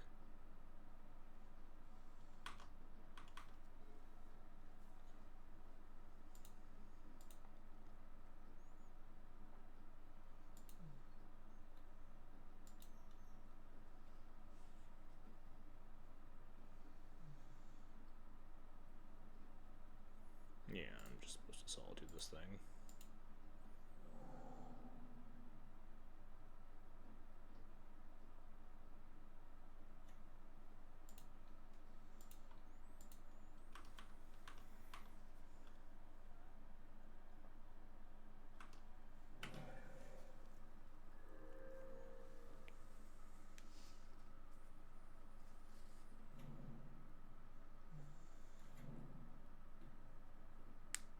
Do they have, like, Force for the Sash here? I feel like I'm just gonna e-bolt their Timeless Dragons. Be pretty okay here. I guess they still have 3-4 cards in hand, but I feel reasonably comfortable here.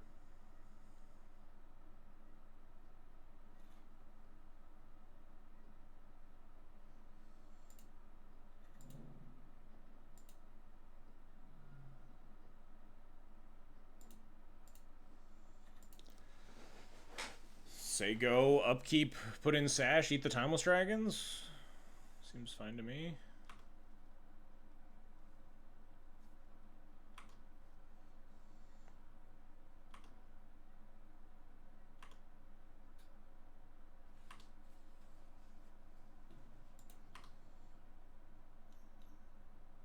That makes things a little bit more awkward. We could try to line up some, like, Bowmaster shenanigans. We still eat one of the Timeless Dragons.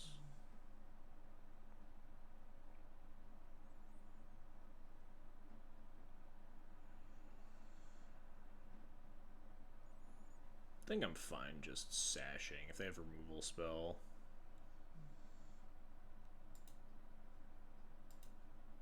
They could, like, draw a card. Yeah. Draw a card off staff attack. It's a lot of cards.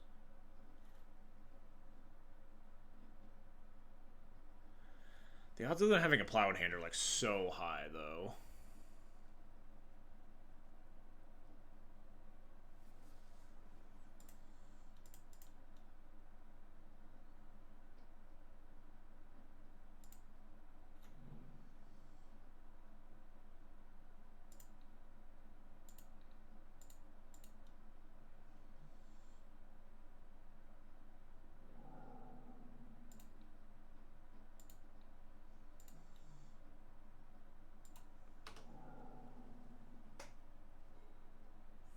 This is one of the most obscure predictions that turned out to be right on your stream yet. It's probably pretty close. This is a plow on the sash, so you can freely attack with the Felia. Which means the Bowmasters is open, more open at least, to try to muck up with the Staff of the Storyteller stuff. We're also just getting towards Overlord being online. Take a decent chunk here. Just flickering the talent, not the staff. Why not draw a card with the staff? Seems kind of wild to me that they would want a 1/1 prowess over a 1/1 flyer and a card, but I'll take it. And then just draw the card anyway. Tapped it a white though. This is my opportunity to kill.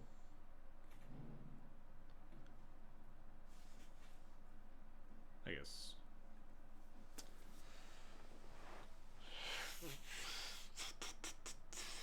Like 5 mana. This feels like a Thoughtseize plus Bowmaster turn. It's just kind of mana inefficient. But there's a chance that my opponent like just can't really attack very profitably. Or activate their staff in the face of like Thoughtseize Bowmaster. Notably, they could like hit 5th land drop and buy back Plow and cast Plow on Bowmaster, which would be kind of gross. And then we just have 2/1 or 1/2 plus 1/1, and then the Felia can attack. Recruiter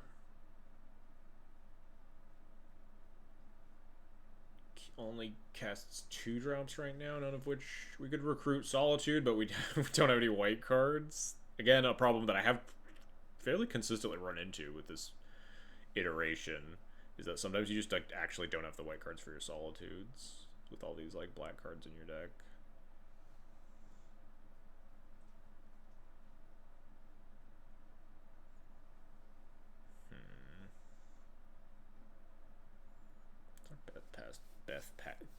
Best path forward. Maybe it is just like Recruiter for Skyclave or something, and then Bowmaster, the Spirit.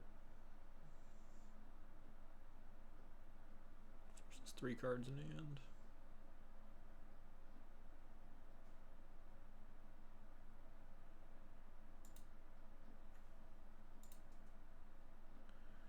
Unfortunate that we've been like playing around days all game, and now we're just gonna get dazed. I think this one's a bit more of a prize, honestly. Overlord's coming online next turn. Just kill this.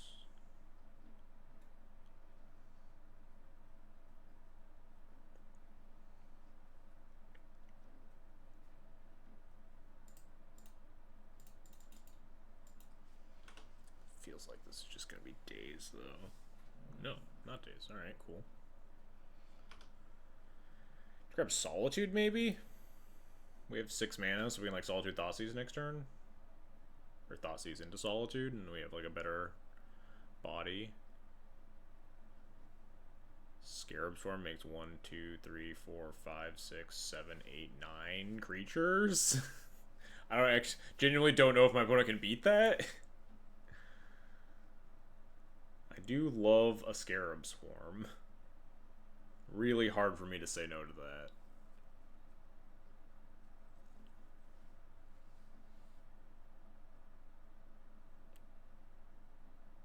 It's probably just Solitude.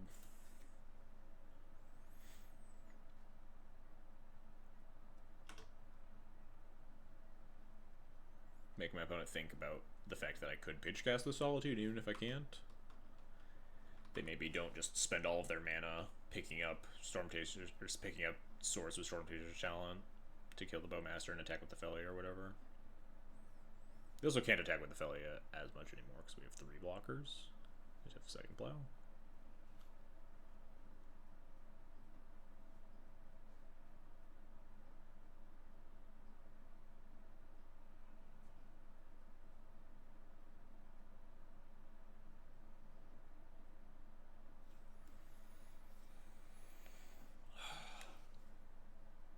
Just tap the staff.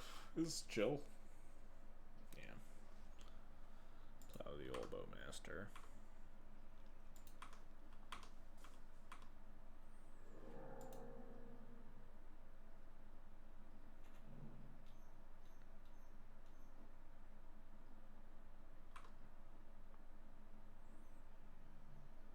Thanks for sending the bad vibes. I got oopsed out. You deserved it. No, I'm sorry. Why not just do that in reverse order so I don't know you have another plow in hand? Are you gonna flicker my Orc army? Just so I can't block your Felia? I need to block an Otter then. And then untap Thoughtseize, Solitude, the Felia, and then we're in a pretty good spot. We get a Balemerc back after Thoughtseizing the plow out of their hand. Yeah, no attack with Felia makes more sense. I'll double block an Otter here.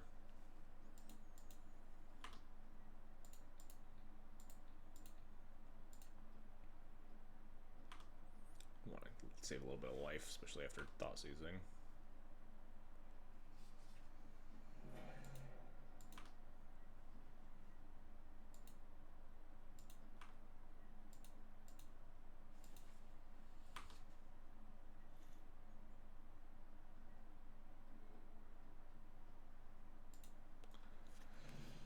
There's a little bit of a sequencing awkwardness. If they're like the top decked card is Daze exactly, we want to probably cast Solitude first because we really don't want to have to Thoughtseize the Daze. But if they have like Forest plus blue card, would rather Thoughtseize first. I think we just Thoughtseize. If we have to take the Daze, I take the Daze, Solitude the Felia, and then they have to Solitude my Overlord, and we're still fairly ahead with like Yorion waiting in the wings.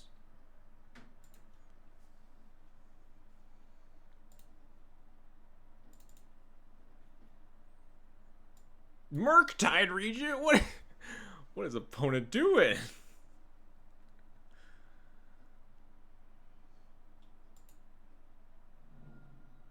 Opponent cooking over there.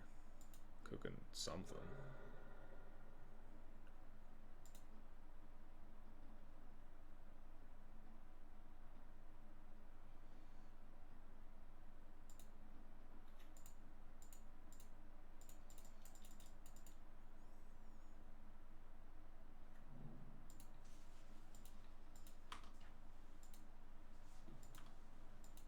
I'm unlikely to block with Recruiter of the Guard. I'm fairly likely to just chump block with Orc Army. If they just like send it and have like Brainstorm to cast to eat the Orc Army, I'm kind of fine. Well, I guess we have a 5/5. Kind of forgot about that. If they top deck exactly another Plow, I'd chump block. Maybe, probably. I'm going to keep the Recruiter and the Solitude around for the Yorion. Opponents having more fun than us. Are they? Yeah, they're kind of getting smoked a little bit. Murktide Regent and Timeless Dragon and Felia and Storm Chaser's Talent Staff is like kind of wild to me. Like, how many instant sorceries do we even have for these Murktides? Like Ponder, Plow, Brainstorm feels like it's close to it. They play a 5/5 and then die to me attacking with Overlord and picking up Solitude. They play a 5/5 and also Ophelia. Alright, they drew Flooded Strand. I guess they have one other unknown. Because they drew another card off the staff as well.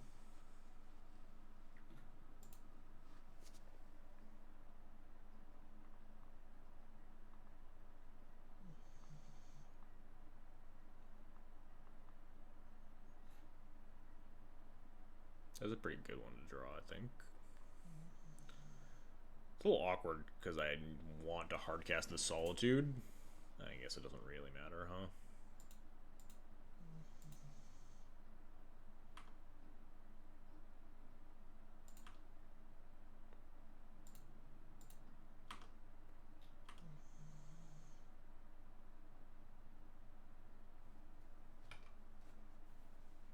The Scarabs is right there. Oh, it makes so many.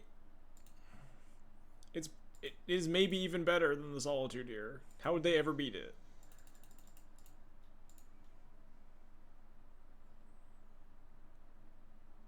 It's fine. We can do it next turn.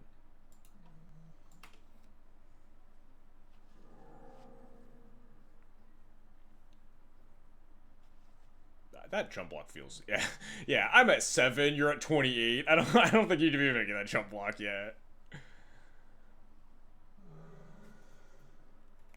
I have a feeling they'll scoop it. You shut your mouth, Eric. They'll keep playing it out like the trooper they are. They're gonna answer. No, they can't answer the Overlord. They need to. They need to continue to play this game. Attack with the Felia. Flicker the staff.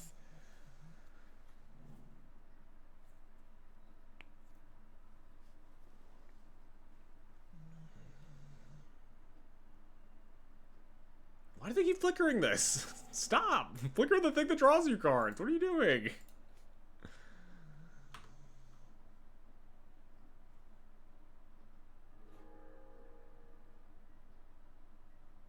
Bilmerk is good when we have the game last 8 turns? Correct.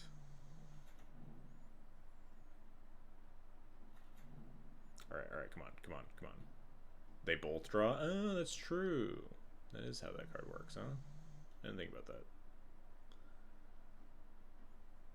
Oh, they're playing Bowmaster, sure. Is Flyer better than Prowess Guy?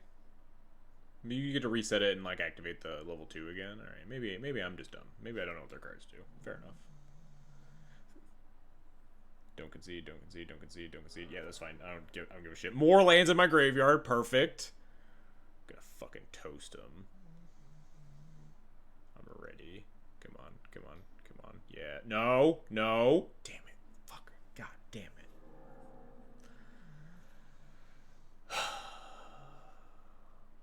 Fine.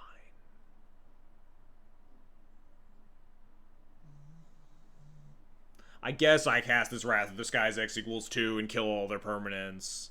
I guess.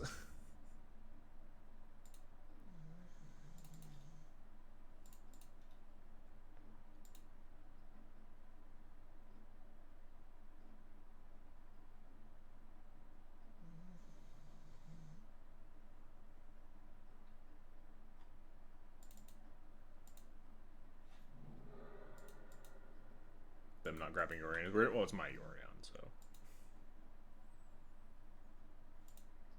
It just sits on their side because they don't have a Yorion to offset. Do I attack with this Recruiter? What if the last card is another Felia? Then I feel really stupid, huh?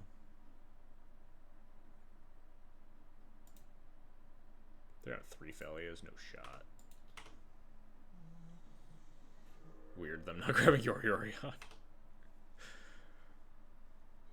That'd be pretty messed up. First person to get to 3 mana, you get the companion. 4, 5, 6 mana. I guess we're still not picking up Yorion because we're just gonna hold up Felia plus Bowmaster. Yeah, the UI's a little goofy. They drew it. They drew the 4th Felia. That's fine. We killed the Bowmaster now. It was all according to plan.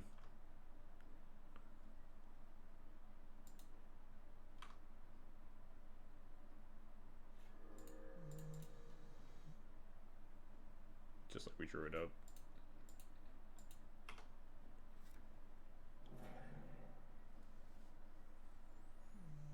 Probably better to add your into my hand than cast this Felia, honestly, but I don't really think it matters.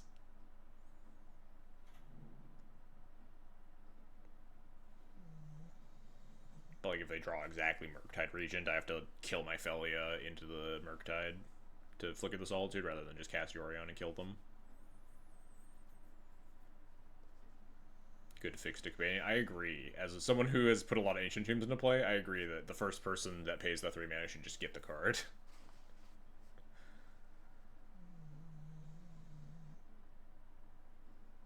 Yeah, if only there was any way I could have played around this one, huh?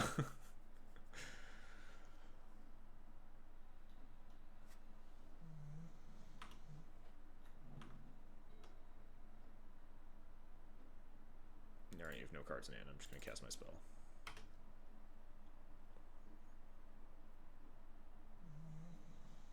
No, come back. I mean, actually, that's fine. Yeah, you're allowed to concede there. All right, we'll call the stream there. That was good one to end on, huh? Did you win? Yeah, very silly match. Let's go raid Harain like we always do, because he's on every fucking day. Oh god, ads. He's on every fucking day. This man is unbelievable with the amount that he streams, but tons of legacy content for everybody else. No Swarm. I should. I think the Swarm's honestly like probably the correct pick there. I don't remember the exact context. Like maybe it was worse against like a Force of Will or something, but it was tempting certainly. Would have made so many fucking Scarabs, man. Anyway, let's go raid Harain. Everybody, thanks for watching. Hope you had a good time, even if we didn't do very well. I don't know if I've ever gotten past, like, round 2 of an LCQ. Those things are fucking brutal, man. Showcases are so much easier than 5-0ing an LCQ, honestly. But we'll be back next week with probably some sweet Tarkir brews, maybe some D&T. I'll figure some stuff out. Maybe some mono-white Clarion something, Stompy, and then Dragon. But anyway, let's send you all over to Harain. Say hi for me. I have a question for him. You have a question for him? You have to ask. Oh, I have to ask. All right. I mean, I'm not gonna ask, so you have to ask. I guess I'll type it in chat once the raid starts. Anyway, see you all next week.